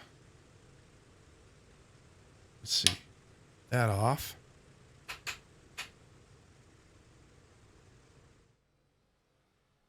Yep. Cool. We are in Pecos, Texas. Finishing leg 5 or 6, I think, of the Cadet training tour. Where we are nearby Pyote, Texas, home of the Rattlesnake Air Base. And I'll, next time, get some websites lined up to tell us more about the Rattlesnake Air Base. It has quite a storied reputation. They stored salvaged B-29s there after the war. It was actually decommissioned in 1962, I believe. But so I have the have the presidential. I have the president's Air Force One next to me here. But otherwise, not much to see probably in Pecos. But it's interesting how both the wheels on my plane and Alex is the same. But I sure do appreciate you flying along, Alec, for the duration and being patient with the troubleshooting earlier. And thanks again, Phlox, for the help troubleshooting my gyro pilot issues and my GPS issues. That helps a lot. And with that, stop in again next week. And let's see what the crop looks like for rating. Oh, I've got such a stutter. The Twitch feed is showing me still on final approach. Oh my gosh, I'm still coming back from Pyote. This is sad. With that note, since we're so far behind on the Twitch feed, I am going to skip the raid because who knows what they're going to see when they get a raid from me. Let's see if there's anybody even flying right now. Anybody that would even be, that I would even know that would matter to raid.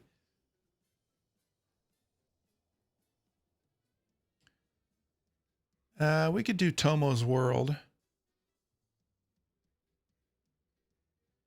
Midland, Odessa, yes. Yeah.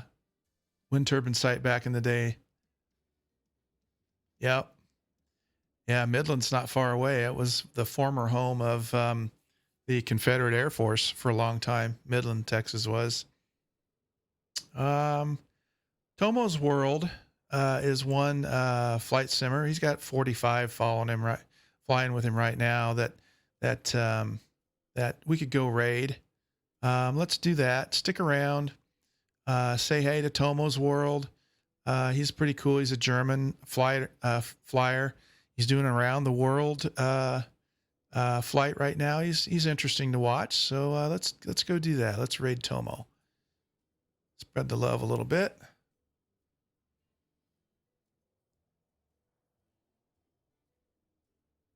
And see what the raid looks like with the delay that I'm having. Or if it even works at all after we go through a commercial. This is what throws me off with a raid.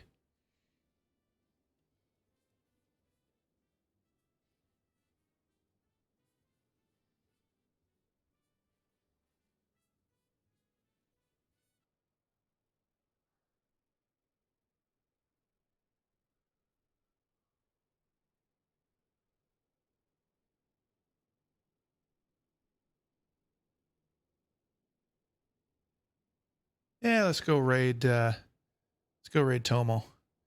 Have a good weekend, guys. Have a happy new year, and we'll see you next time in the skies. Thanks.